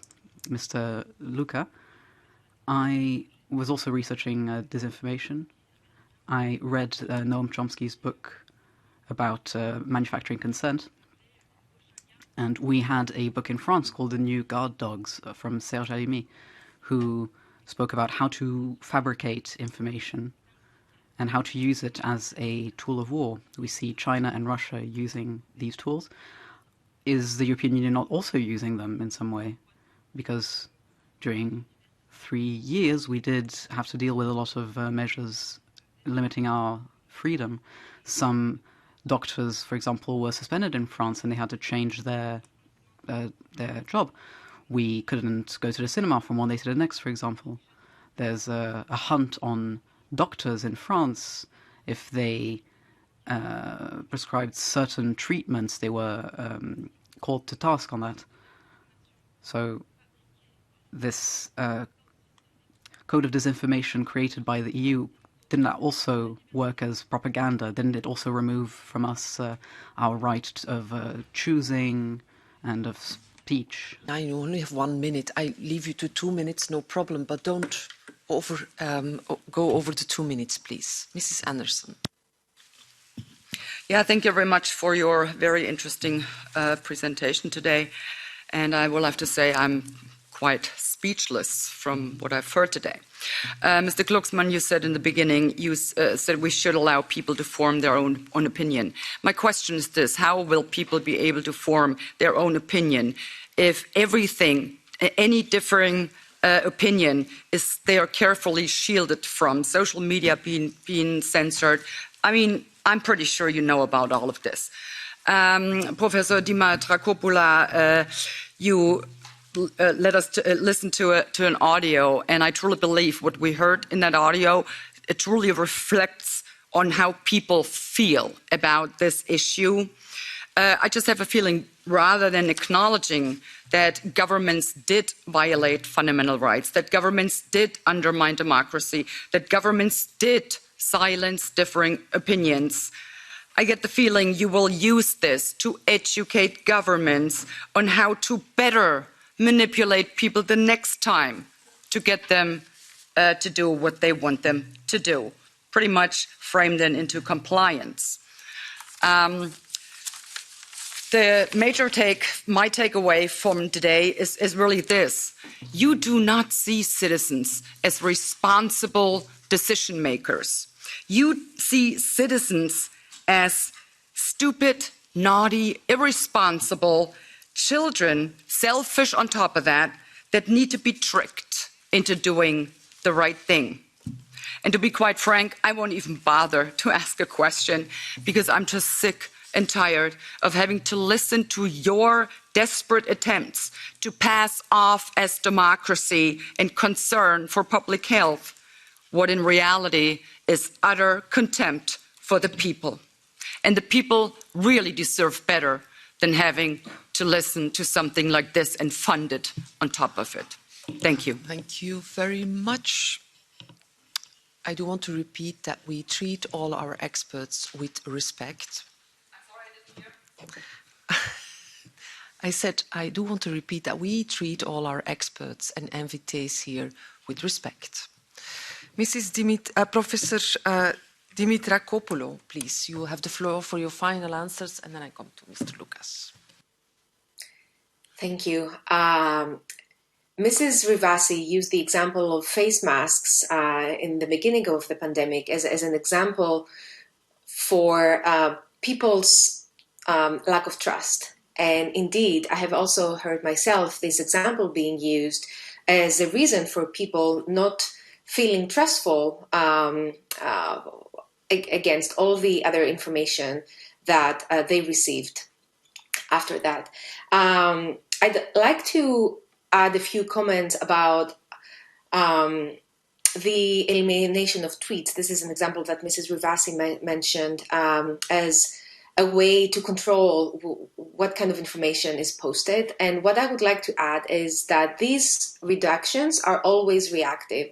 Information gets out, it gets flagged as fake, the posts get on social media get down. But people have already been exposed to that information. So even if that gets retracted, we cannot control how people will use or respond to that information. So again, what I think we need to prioritize, and I think Mrs. Anderson will agree with me on that, is that people need to become part of the solutions that are being designed and pushed forward. The model of having experts making decisions for the public is not working anymore. So we need to prioritize the creation of inclusive processes that allow the public to become part of these conversations and become part of these decisions, because people need to feel empowered to make their own decisions. So we need to make them part of that process. So I very much agree with you, Mrs. Anderson, that we need to treat people as responsive decision makers. And my research and my study and my personal opinions definitely don't imply that people need to be tricked into something. So although we cannot control how our research or the science that we create is going to be used, what we need to make sure is that we include people as part of that process, and we're not making decisions on their behalf without even asking them. So I very much do believe in empowering citizens just as responsive and decision makers who are participating actively, and they're making active decisions to the different processes that are being made, whether the context that we are exploring is public health or the pandemic or any other context. Thank you so much. Thank you very much, Professor, for all your answers up until the end and sharing your expertise with us. That was really very interesting. Mr. Lucas, for your final answers and remarks. Well, I had no idea this was going to be so exciting. So I think the point for you, I would make to you, Mrs. Anderson, is that we vote for politicians and we vote for taxes that pay for a public health system. If you don't like it, you can campaign against it. You can say, let's make all vaccines completely voluntary. You can do that. And you can go to the voters and you can say, vote for me and we're going to have a completely different public health system. And they like it or they don't like it, they vote for you or they don't. But the fact is we do have, at the moment, in most Western countries, a strong consensus behind a public health system, which has some element of coercion. there are diseases which are so dangerous that you will not be allowed out on the street and you will be confined in a hospital against your will. Multi-drug resistant tuberculosis being perhaps one example. That's what people vote for. Don't like it? Campaign differently. The point I would make, though, in response to what Mrs. Euron said, and this is where your country and my country are very different from Russia and China, is that in Russia and China, nobody gets to vote in any meaningful way. So the public health system you have in Russia and China and all the information operations that go with it do not have the democratic legitimacy that the public health messaging in your country or my country or this country or anywhere else in the democratic world do. That's the big difference. So I don't agree that you can put the information operations conducted by Russia or China or Iran or North Korea and say, but look, United States and the European Union and France, we do this too. Because there's a difference. There's a democratic mandate in one system and there's no democratic mandate in the other. I was very pleased to see my old friend, Mr. Alexis, here. Nice to see you again. And I reminded me that I didn't pick up the point that was made earlier, that I do think there's a strong overlap between the anti-Ukraine conspiracy theories and the public health conspiracy theories. In each case, there is a real argument to be made. You can say, I think NATO shouldn't exist anymore. You can say that completely honestly, and the people who believe that. But there's an overlap between the people who say the war in Ukraine is the result of a Western plot and NATO expansion, and Russia's not to blame, with people who may also say that the whole COVID episode is a result of some huge plot and Klaus Schwab is trying to take over the world. So there are conspiracy theories overlap in one sense, even though they may be also autonomous in another. I also just wanted to praise the work of EU versus Disinfo, and particularly in your country, the debunking efforts. The Lithuanians have pioneered a really effective, rapid response to rumours, whether they're public health rumours or national security rumours or whatever, where they nail very quickly this comes from an incident which actually never took place, and they nail the lie before it's really got its boots on and has got into the information sphere. So well done, Lithuania, for that. And finally, in response to what Mr. Rivasi, I literally said about 1 minute before you started speaking, I'm not here to defend the government's response, and I do not think that any government, any decision maker, any scientist, any journalist can say, I got this 100% right. I literally said that about a minute before you spoke. So I think that, and I also said about 5 minutes before you spoke, that the disinformation is, a lot of it is endogenous and it goes in all directions. You have all sorts of people saying all sorts of nonsense to all sorts of other people. That is the way a free society works. I think there are things we can do to make our information system better and more resilient and to work better in the service of our democracy. And I also think, which I think you did not address, that I've argued quite firmly and with plenty of evidence that our democracies are under attack from our geopolitical adversaries. And we have to think about it. And it's not enough to say, well, OK, they may be saying bad things, but look, these other people are saying bad things too. These other people are not nuclear superpowers, and they're not trying to change the way the world works in a way that's going to be very bad for you and for me and for everyone in this room. Thank you very much for having me. Voila, there you are. Thank you very much, Mr. Lucas. As you can see, the appreciation of this committee for your expertise, but also your frank answers. We like that in this committee. We don't have to agree on everything, absolutely not. We come from different political groups, but we like the frankness and your expertise. So thank you very much for being here and sharing that with us. It's for sure very helpful for the drafting of our report. And you can stay if you want, because we have a second session that I think is a good complement to the first half of the hearing of today. As you know, this committee, we have all these hearings, we have missions, but we also have studies. And in the beginning of the work of this commission, the members, based on the discussion we had in the coordinators, asked for a study on the impact of disinformation, misinformation and propaganda. and that study is commissioned by the Policy Department for Economic, Scientific and Quality of Life Policies, a research branch of the DG IPOL, on the effect of communication and disinformation during the COVID-19 pandemic. And we have two of the four authors online with us today. That is Professor Diers-Lawson and Ms. Jacob. Both of them been working. The other two authors are Pierre Hausemer and Adam Zagoni-Bosch. But I gladly give now, I think, first the floor to Professor Diers-Lawson and then Ms. Jacob to present the study. I think that would be very interesting. Professor, are you online? I am. The floor is yours, Professor. Thank you. My name is Audra Diers-Lawson, and I'm a professor of risk and crisis communication at Kristiania University College in Oslo, Norway. And it is my pleasure to be here to discuss the challenge of communicating in the EU throughout the COVID-19 pandemic. The COVID-19 pandemic is an example of a societal health crisis because it disrupted all aspects of our lives. Government's containment policies also changed the way that we worked, consumed, and interacted, at least in the short term, and potentially paved the way to new behaviors, policy, and procedures emerging across domains of social and work activities. Next slide, please.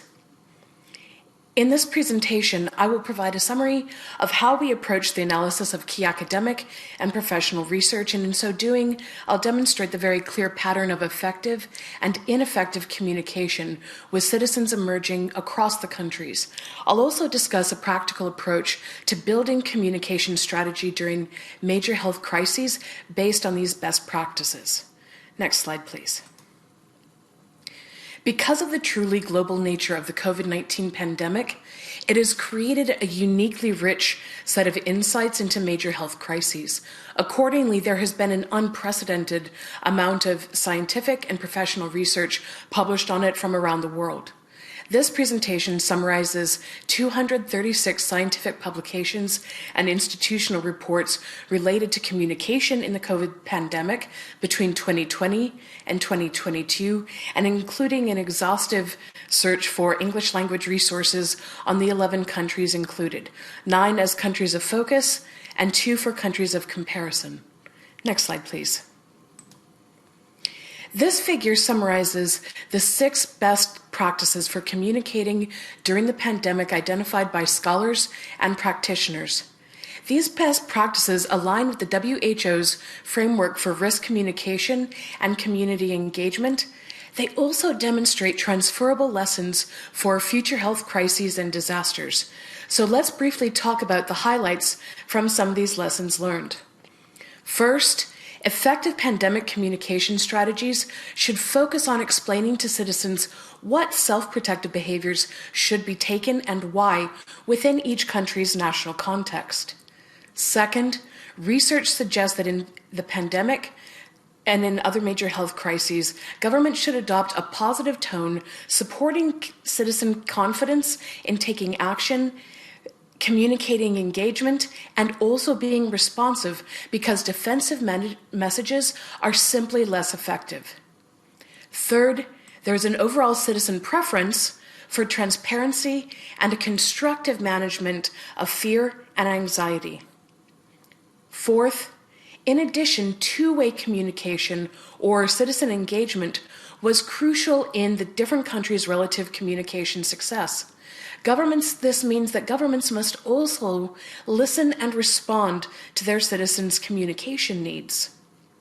Fifth, it was also recognized that across countries, tailoring the messages to meet different demographics, information needs, and attitudes about the COVID and the self-protective behaviors was essential. For example, the minority communities within countries often simply have different information or communication needs.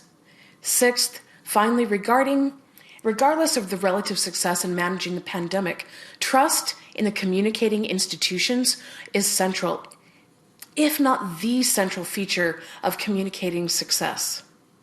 Next slide, please. In many ways, we know how the COVID-19 story has ended. Our job at this point is to understand how we can collectively do a better job to ensure that in future health crises, communication strategy is developed and applied to improve health outcomes. And as it's been stated already, while no nation's response was perfect, many of the countries, France, Germany, Italy, the Netherlands, Portugal, and Sweden, all demonstrated pretty consistently good communication practices, whereas there were significant limitations or challenges in some cases identified in Bulgaria and Hungary, with Lithuania having some very good practices, as pointed out before, and also some challenges. Simply, those countries, though, with comparatively poor communication strategies, experienced more deaths during the COVID-19 pandemic. Therefore, one measure of the success of the communication effort should be based on the evidence of lower death rates and where we can improve citizen adoption of self-protective behaviors. Next slide. Overall, the literature supporting and analyzing the COVID-19 communication supports the need for an effective stakeholder relation management framework. This framework focuses on the interactions between the institutions managing COVID-19, citizen interests, and COVID-19 related issues that lead to self-protective behaviors being enacted. However, it also recognizes that these interactions occur within a complex information environment comprising multiple platforms, certainly social media, traditional media, and face-to-face communication, where there are often contradictory messages and different actors competing to capture citizen attention, and thus including the disinformation and politicizing the pandemic that these other speakers in the previous session already addressed. Next slide. Research finds that issue-related institutional, citizen, and information factors all affect message acceptance. This framework is really meant to be used as a contingency approach to building communication strategy. What I mean by a contingency approach is that agile crisis response using research-informed message design and evaluation is especially important in complex situations like COVID because it allows governments and public health authorities to diagnose key communication challenges within a community or a broader population and then design messages to meet those citizen information needs. And this is reflecting one of the best practices that we've learned from COVID-19. So let me summarize some of the key findings from each of these factors. With regard to issue-related factors across the EU, UK, and US, citizen knowledge of their disease, their own perception of risks, and the amount of control that they feel like they have all affected their willingness to take self-protective behaviors. Issue-related factors influence strategies in several ways, but let me give you an example. Within the context of COVID, people were already afraid, so it just made more sense to focus on building positive messages about reducing risk rather than fear-based messages. In countries like England and Hungary, where fear-based messaging or strategies emphasizing punishment for non-compliance were dominated in a lot of cases, they had lower demonstrated levels of citizen compliance with instructional messages than those countries that focused on positive ones. With regard to institution-related factors, now, no matter whether we're talking about research that was analyzing high-trust environments like in Sweden, or explaining like political polarization eroded institutional trust, and that was correlated with low levels of adoption of self-protective behaviors in countries like the US, the UK, Bulgaria, and Hungary, institutional trust emerged as central to citizen behavior. In short, building and maintaining a good reputation and trust, especially related to health issues, is an essential tool for governments and public health to effectively manage future pandemics. With regard to citizen behaviors, citizen-related factors highlight the importance of demographic and attitudinal predispositions for people to enact self-protective behaviors, and demographic factors matter depending on location, culture, and timing. There isn't a single recipe for this. But a more universal citizen factor is efficacy, or our confidence in our ability to enact behaviors, and our belief that those behaviors lead to positive outcomes. The evidence from across the countries very clearly concludes that as governments and public health authorities, they should be communicating three key messages. One, explaining what people should be doing. Second, providing clear instructions on how to perform the behavior correctly. And third, providing evidence that there is benefit for the people in performing these behaviors. And finally, of course, information-related factors. Popular media and scientific research widely recognize that COVID-19's infodemic poses a serious threat to persuading citizens to adopt self-protective behaviors. The bottom line is that when citizens feel like they don't have enough quality information from their governments and public health authorities, they will fill the perceived information gaps by relying on other sources of information, opening the door to mis and disinformation. But there are two other factors affecting this. In prolonged crises, several pieces of research identified a newer challenge in information fatigue. This emerged across countries like Germany, Italy, and Lithuania. People were simply tired of hearing about COVID in any way by the end of it. And finally, where there are lower levels of information literacy, that is being able to discern good information from bad, citizens are more likely to be resistant to adopting self-protective behaviors that are recommended or even required by governments and public health. Next slide, please. So while it is obvious to say that good pandemic communication practice is necessary, good pandemic communication practice requires planning, adaptability, and a very strong connection to citizens and citizen attitudes. Thank you for your time. Thank you very much, Professor. And I immediately give the floor to Mrs. Jacob.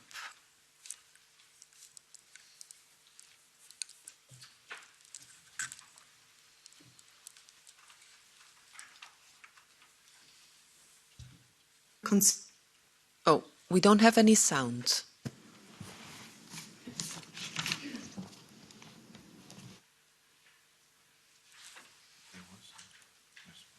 Can you hear me? Yes, now we can hear you. Right. Thank you.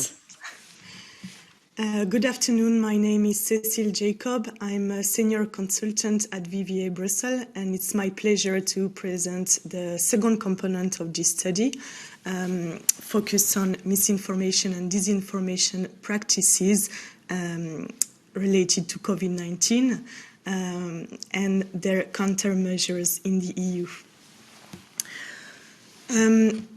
Next slide, please.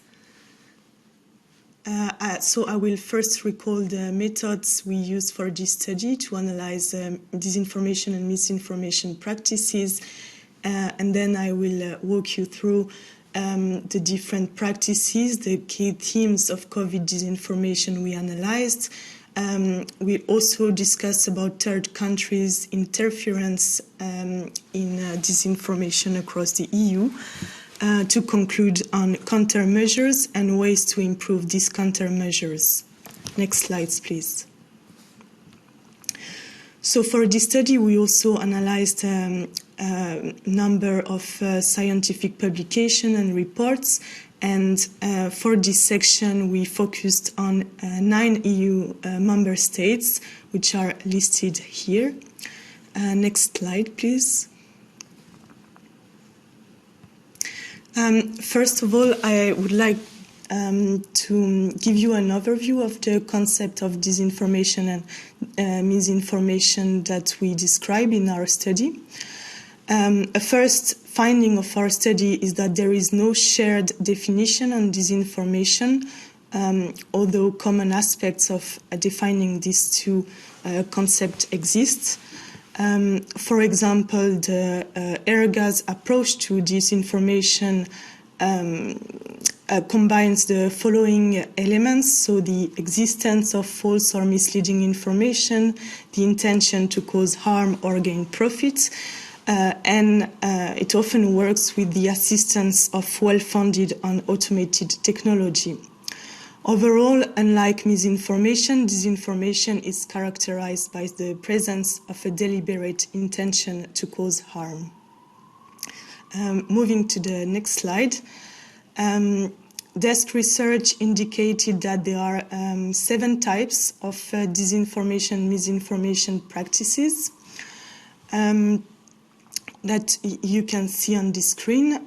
For example, to illustrate in the context of the COVID-19 pandemic, if we discuss about manipulated content linked to disinformation, we can mention a blog that manipulated content of a scientific study, claiming that mRNA vaccine changed the DNA of patients. There were also conspiracy theories from non-state actors blaming social groups and certain ethnic minorities for spreading the COVID-19 pandemic. When it comes to misinformation practices, we can mention small piece of videos tending to exaggerate side effects of vaccine, therefore increasing mistrust in their safety. We can also mention users of social media platforms claiming that the COVID-19 couldn't be transmitted in hot and humid climates. Next slide, please. I would like to talk about the most prevalent themes in COVID-19 disinformation. The largest share of false or misleading information concerned vaccination and immunization, of about 24%, followed by the severity of the COVID-19, government responses to COVID-19, and conspiracy theories surrounding the pandemic.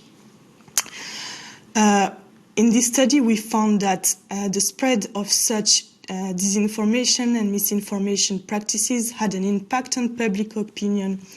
For instance, according to a UK study, exposure to misinformation was responsible for around a 6% decrease in the intent of vaccination.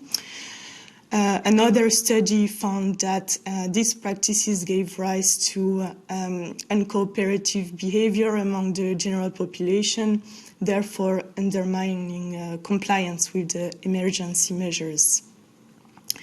In the next slide, I will present another section of our study in which we analyze the role of and impact of third countries in disinformation across the EU. Our study showed, or rather confirmed, that Russia and China were the 2 third countries at the front line of COVID-19 disinformation. We focused our research on the media they use to spread disinformation, as well as their different intention. In both cases, Russia and China use disinformation for geopolitical advancements, these false or misleading foreign narratives from the EU side were monitored through the use of the rapid alert systems against disinformation. To conclude, although the overall impact is difficult to define and to quantify, it led EU citizens to question the credibility of the EU and of also national and regional authorities, triggering official health advice to be ignored. In the next slide, we will discuss the countermeasure taken against these practices. So the European Commission called on social media and platforms to intensify their role to counteract COVID-19 disinformation by joining the 2018 Code of Practice on Disinformation. And platform were also asked to publish baseline reports on their policies and action to address COVID-19 disinformation. At national level, we analyzed emergency measures tackling disinformation and COVID-19 in 9 member states. In some member states, plans were made or actually action were taken to change legislation to criminalize the dissemination of false information. It's worth mentioning that Hungary was the only member state that passed a law to counter disinformation related to COVID-19. Connected to that, all member states introduced restriction on freedom of assembly, except Sweden. And it's very important to point that, as underlined by the Venice Commission, limitation to the freedom of expression must be kept to a minimum, even in emergencies. Parliamentary control over restrictive measures must be kept, and all these restrictions had an impact on fundamental rights. In the next slide, I will present the ways to improve these countermeasures. We actually analyzed the expected role of the strengthened code of practice on disinformation together with the DSA.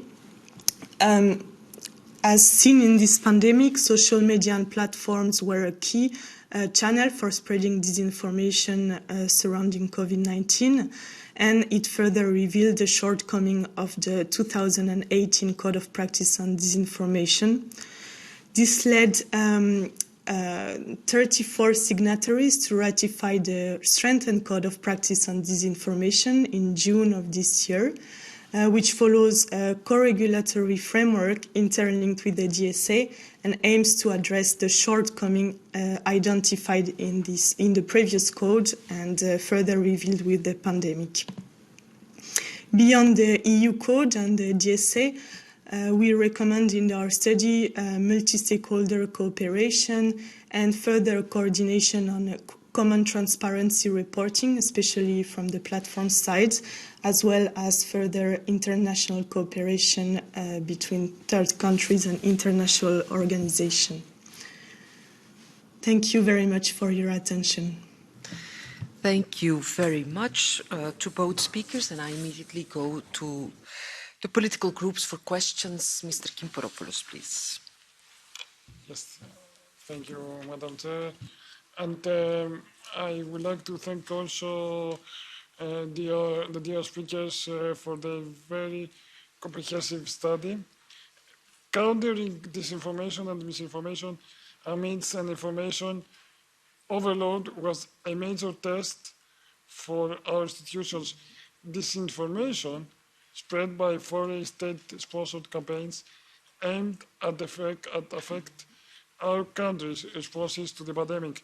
At the same time, misinformation proliferated through social media as people were looking for answers. They fundamentally tried to amplify citizens' fear and undermine their trust, a key element in our fight against the pandemic. The response from the EU and our member states was decisive, with a number of measures, including the Digital Service Act, increased transparency in political advertising, a strengthened code of practice on disinformation, and the mobilization of EU funds to increase citizens' media literacy. And this Parliament is at the front line of these efforts with the establishment of a special committee on foreign interference in all democratic process in the EU, and it will continue to do so. However, these challenges will be with us the years to come, and we need to continue equipping the EU with the right tools to address them. We need a united and strategic approach towards third actors meddling in Europe's democracy. We need to work with digital platforms to address the roots of disinformation and misinformation, but also to empower citizens to make informed decisions through education, digital and media literacy. So I would like to know and to ask you, what other measures would you recommend in this regard? Thank you very much. Sarah, please. Thank you, Kathleen. So many colleagues today indicated that they are medical professionals by education and training. So I'm not, but still I feel very convenient in this committee. But I would feel even more convenient today if I switch to my mother tongue. So I'm going to continue in German. Und ich glaube, wenn wir heute... So I think that if we have listened carefully to all of the speakers today, then the takeaway is that communication is really one of the greatest weapons that we have to fear. So I think if we've been talking about communication and misinformation, then it's important to consider whether we should be looking at the vaccination issue again. But I think the real dilemma here, which is something that was obvious from the first speaker, is, and that I failed to ask a question on, is like, how can we circumvent that? So when we entered into the high alert phase where people needed to start getting the vaccine, we had a problem, but we had these vaccinations that were safe, but there were nonetheless side effects. And so the focus on the communication has to be really worked out. So we have all of these cases where we're trying to do our homework after the event. There are certainly things that we could improve on. So I think my real question is, what are the fears of politicians? So I'm not thinking about one particular party. I'm just thinking, if you take a bird's eye view, what concerns did politicians have? Why did they not want to apply some of the suggestions we're coming up with here? Why didn't they want to go down the lines of greater transparency? Why didn't they want to engage in more debate? And I think the reason is that this vaccination campaign could not be as successful. The important thing was to save the 4 million lives. We're living in a pluralistic society, and some people are idiots. So we have to think about, how do we keep them out of the debate, or how do politicians alternatively decide how to be a bit more hesitant, a bit more restrained in their communication. You can't assume that everyone reads The Economist. You can't assume that everyone reads the Frankfurter Allgemeine Zeitung. And so some newspapers are more factual and more objective than others. We've seen it in this parliament that there are these narratives, there are alternative narratives, alternative realities that are presented. And as politicians then, I think there was a desire not to engage in this greater transparency that we're now advocating. They had to decide, what do we hold back, or what recommendations can we make, because we want to be better equipped for any future pandemic, and I think that's what we're trying to address here today. Thank you. Dankeschön. It's not very easy now to see for whom the question is, because it's one study, and so I'll give first the floor to Professor Diers-Lawson, and then Mrs. Jacob, if you want to add something, you can of course do so, and then the other way around, something like that. Mrs. Diers-Lawson, please. The two big questions that we have from the speakers are, what are their measures, and also how do we deal effectively with the challenging communication environment. And in some ways, the top line of the response to this is that governments need to do a better job, and health institutions need to do a better job of building long-term institutional trust. One of the things that we see in sharp contrast is that in institutional environments, and this was predictive in almost every country, and with vaccination research, which I work on, it is predictive that if people have trust in their institutions, they're much more willing to listen to the information. So this means that over time, governments and politicians have to be more transparent. We are living in an age where the expectation for communication engagement and direct engagement is higher. This is part of the, I think, benefit of the social media age. We speak a lot about the negative sides of the social media age, but it does mean that people expect. And let me give you an example of a politician who I think did an excellent job of this, was the First Minister of Scotland, Nicola Sturgeon. She was accessible almost every single day for press conferences. Her government also used social media as a major means of dissemination of information. What they did is they had the same problems and the same challenges of should we mask, should we not, how to deal with vaccination. But they created a dialogue on a daily basis. Then this is also true in research from Scandinavia, which are high trust environments. It's not surprising that lower trust environments fail to communicate and fail to build the conversation with their citizens. So what can we do and how do we combat all of this? It's not the assumption that people are crazy or daft. People are looking out for their own self-interests. If we can set aside genuine anti-vaxxers, for example, for a moment, and only look at the vaccine hesitant, people are hesitant about vaccines not because they're anti-establishment, but because they have concerns. And if they don't feel like their concerns are being heard, then they're much less likely to take that leap of faith. And especially if they don't think that their institution is trustworthy. So there's both the long-term element of making sure that we use institutions of good health or of good reputation. Now, in some countries, I believe Bulgaria was one of these, was where there wasn't great government trust, there was trust in the health service. And that was the case in a lot of countries around the EU and around the world, was if there wasn't great trust in the governments, at least if they have a functioning health industry and health sector, they were trustworthy. So trying to identify where there are trust deficits and to deal with that is the long term. The short term is translating the science much more effectively. People need to feel like they're being spoken with, not at, and not trying to have cover-up. That's never going to work, especially in crisis. Crisis is about uncertainty. Reduce uncertainty, and you have people who are much more likely to respond well and to be more open to the recommendations. Thank you very much, Mrs. Jacob. Do you want to add?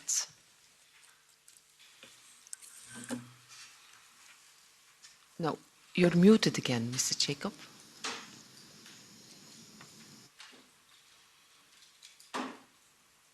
Nope. No. Nope.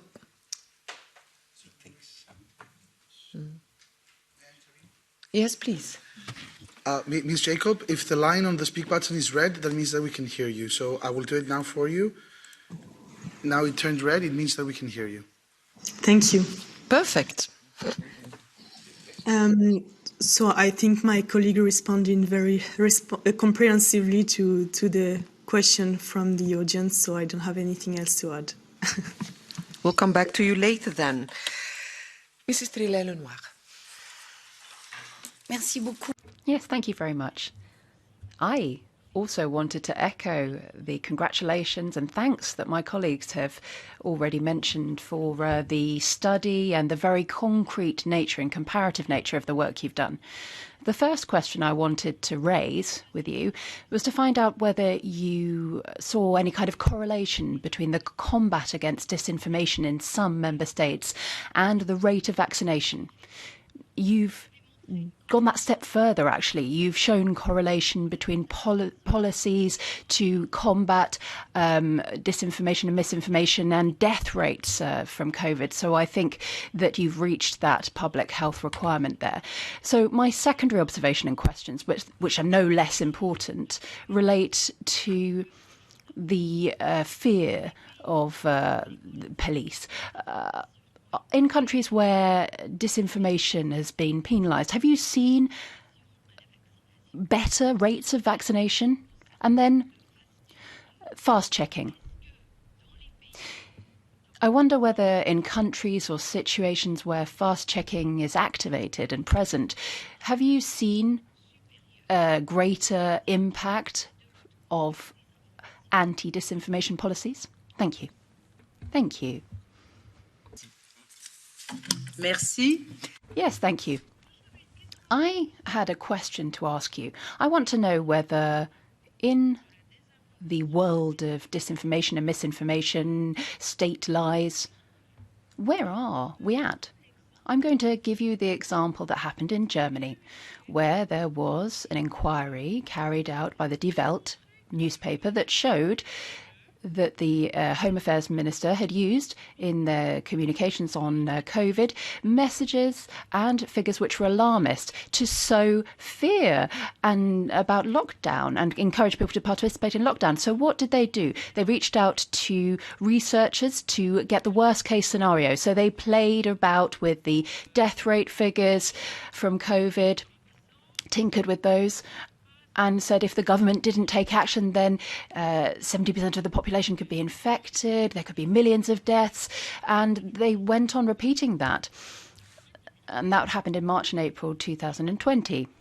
So, for you, is that a strategy which makes it easier to accept the fact that you have more coercive measures because we had lockdowns, we encouraged people to get vaccinated, etc., pushed them to do that?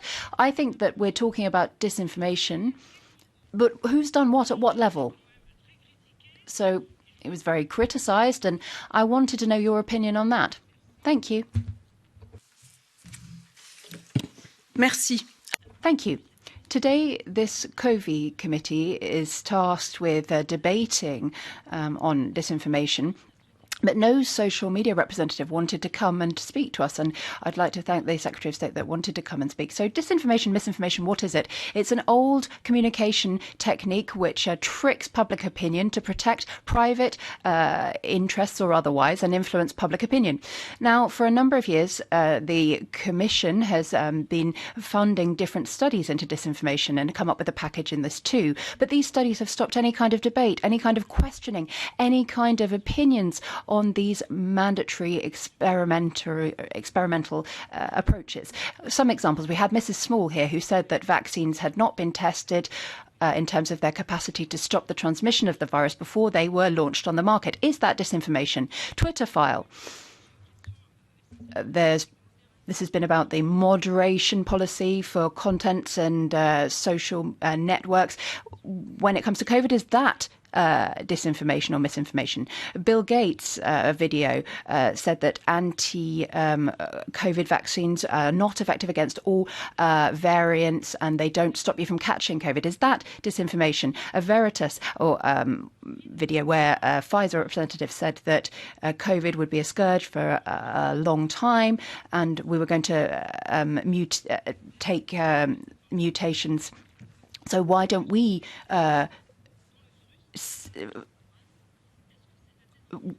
and this all started in Wuhan. Is that disinformation? The Director of Research and Development for Strategy and Scientific Planning in Pfizer. So it's an information bomb about the manipulation of COVID viruses, which hasn't been covered by the mainstream media apart from Twitter. And you can see that on any kind of video sharing platform. When Pfizer shared this in January, it didn't deny that that employee had been working with them and on virus engineering. So who sanctioned the publication of these videos? Who has been regulating this on Twitter and TikTok, etc.? Who decides whether this is disinformation or not? Why is Pfizer avoiding these questions? Is that disinformation? Who decides fundamentally on the official narrative on this? Who decides? Brussels or Big Pharma? For 3 years now, doctors and virologists have been censored when they've dared to talk about alternatives to injections, etc., and the effects that these could have on women and young people.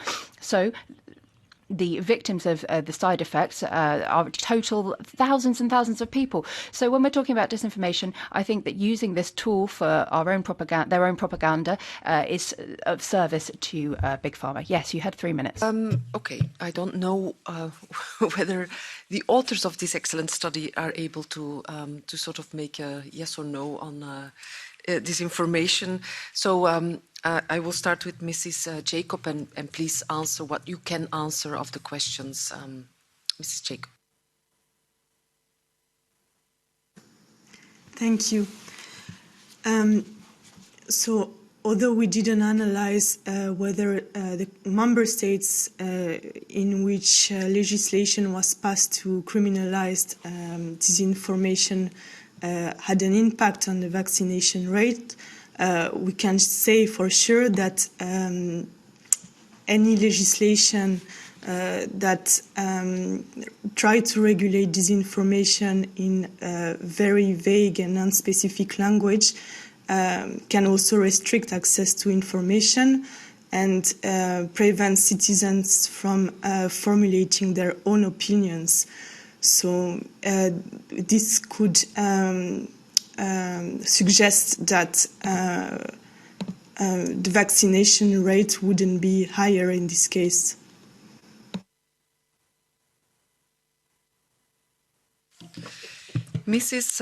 Professor Diers-Lawson, can you add something, please? Yeah, there's the two questions about silencing dissent and what constitutes disinformation, and then the fear question. I think the biggest risk in silencing dissent, whether that's on social media or anywhere else, versus directly confronting it, is actually you create the environment for mis and disinformation to grow. So I actually think it is quite unhealthy and impractical because there are no ways to genuinely silence the dissent and to silence concerns. But what organizations can do, institutions, governments can do, is when they try and quelch the debate, they do so out of a fear that it will confuse people. But I think that this is underestimating people's ability to understand information and to make reasonable, rational decisions for themselves. So rather than silence debate, there's a communication theory called inoculation theory. And just like, ironically, talking about vaccines, you do two-sided argumentation. You give a little bit, a fair accounting of the opposition, and then you respond to it. This, I think, is a far better approach, and especially in conditions of uncertainty, than it is to truly silence the dissent. So my caution as a communication scholar is that you will only create the conditions for more desire for the banned information or silenced information by doing so. And actually that dovetails well into the fear issue. Fear in and of itself is already going to be there in the pandemic. And so with the gentleman's example of Germany, my example of English approach, which was to amplify fear, we actually see that it had a genuinely damaging effect in terms of self-protective behavior compliance, whether that is with vaccination or whether it is face masking or anything else. That when the two strategies of amplifying fear and also forced compliance are used, you will have people who, if they feel like they have to obey the letter of the law, they will, but they won't end up learning anything about transmission. You know, one of the side effects of the COVID pandemic is actually there are significantly lower levels of stomach-related dysentery kinds of issues in hospitals now because people are simply practicing better hygiene. So this is why the three recommendations for good communication practice, which all centers around a positive message, is keep people informed as much as there is. And this was a changeable environment. Being honest about what we know and what we don't know is part of the challenge. Providing people with concrete recommendations for their behavior and demonstrating how to do the behaviors correctly, but providing the best possible evidence for the effectiveness of those behaviors. Those are really the best ways to address it. So if you combine that with the two-sided, the inoculation approach, you recognize people's fears, you legitimize their concerns, and then you give as the best information at any point. It may change. And then you talk about the narrative of, we now understand more about the disease. And that's in places where there is good communication success. That's exactly what they did. Thank you very much for that clear answer. Mrs. De La Pizza, please.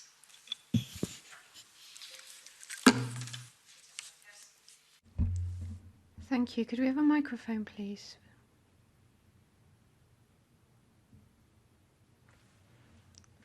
Thank you very much for coming today. Now, you talked about the need to improve confidence in the institutions. Well, perhaps, first of all, we need to address the lack of confidence that's been created. How can we do that? But it seems to us that a critical mind isn't necessarily a feature of those who are in charge politically during the crisis. At a political level, that's not obvious. There have been attacks on democracy in my country. There have been declarations of a state of alert. We're not seeing anyone asking for forgiveness, no one apologizing. So I think we need to be aware that there was this additional power, and vulnerable citizens felt very much affected. They felt that liberties were being taken away, and health is an excellent pretext for doing that. And now we have the WHO and its decision-making power, which has been compromised by the interests of financial giants. And Europe is still giving greater sovereignty in decision-making to those who are financially powerful. Thank you. Thank you very much. Mrs. Cerdas, please. Thanks, Kathleen. Thank you to both speakers for your input and your presentation on the study. And many questions have been asked now, and I would like to reflect on why, on one of the reasons why Portugal had such success on vaccines and on vaccination rates against COVID-19. This is due to societal memory, as 50 years ago, vaccines were not available widely, and people still remember nowadays what it is like to perish from rubella, diphtheria, measles, and even polio, to have their kids paralyzed or even have difficulties breathing. I have a concrete question for Professor Diers-Lawson. You explain that one of the measures we can have to counteract this is to reduce uncertainty. But how can we reduce uncertainty when we are facing a very scientific, fast, dynamic event such as a pandemic, such as it was in COVID-19? At the beginning, masks were not appropriate. Then we were holding the masks for those that really were on the frontline health professionals. Then it was evidence that masks helped. So this whole dynamics, how can we reduce uncertainty when we have a fast-paced information? And you also say that one of your suggestions is not to silence the dissent, but also to counter-explain. So I'll try here to also share that vaccines were deemed safe and effective to avoid death or severe disease for an individual. Unfortunately, there was hope for herd immunity, which did not materialize. It also does not materialize, for instance, for the tetanus vaccine, to give an example, and for us to have a better understanding that this can apply to some vaccines and not on others. We might have here in this committee questions about how the contracts for vaccines were made, the prices, the doses, but on safety, I think we have been very well enlightened by the health authorities about the safety profiles of these vaccines. Thank you very much. Ms. Paulus?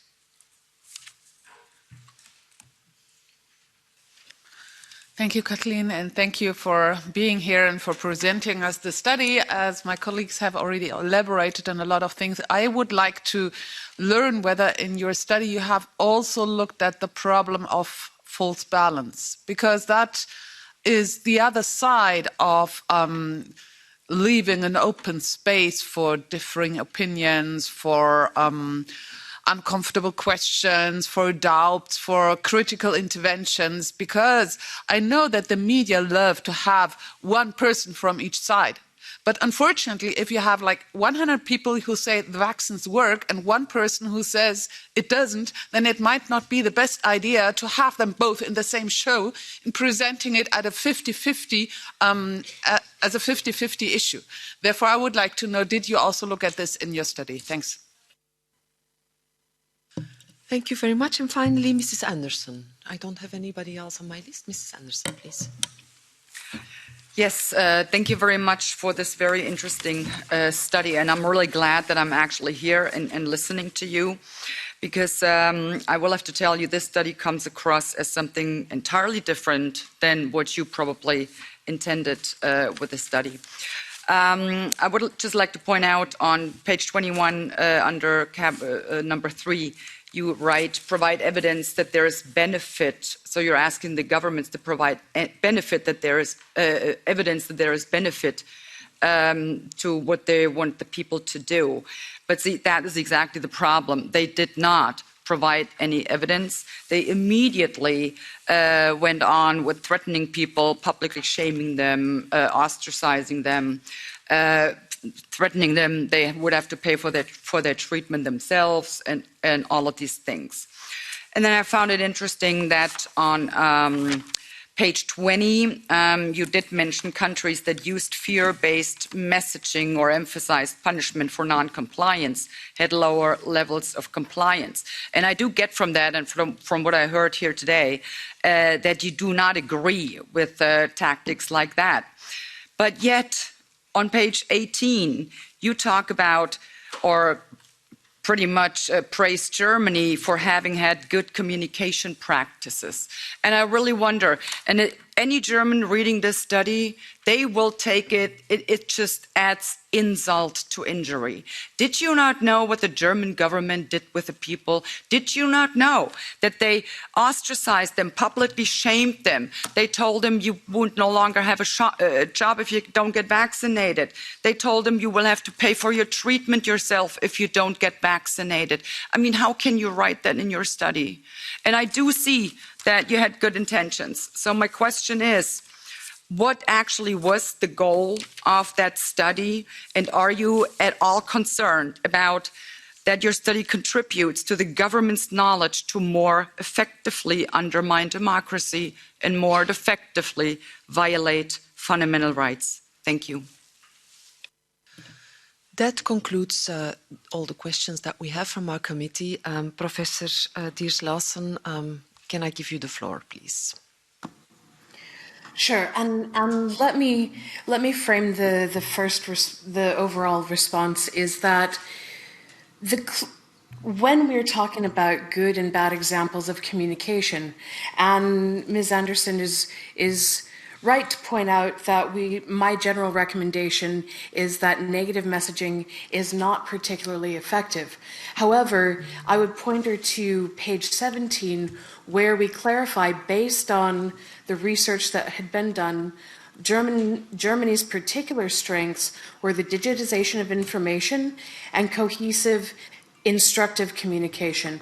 Now, what hasn't been led, and keep in mind that this was a literature-based review, so to the extent about public shame, that hasn't been explored yet in the literature. So based on my analysis of it in where that was, and also in my own research of it, where that has been true in, say, the UK, particularly in England, it's not particularly effective. And so this is where some of the conversations and some of the challenges that I know already exist in Germany probably come from, is you have some very good examples of communication practice backed up with problematic policy. I won't go into the politics of it.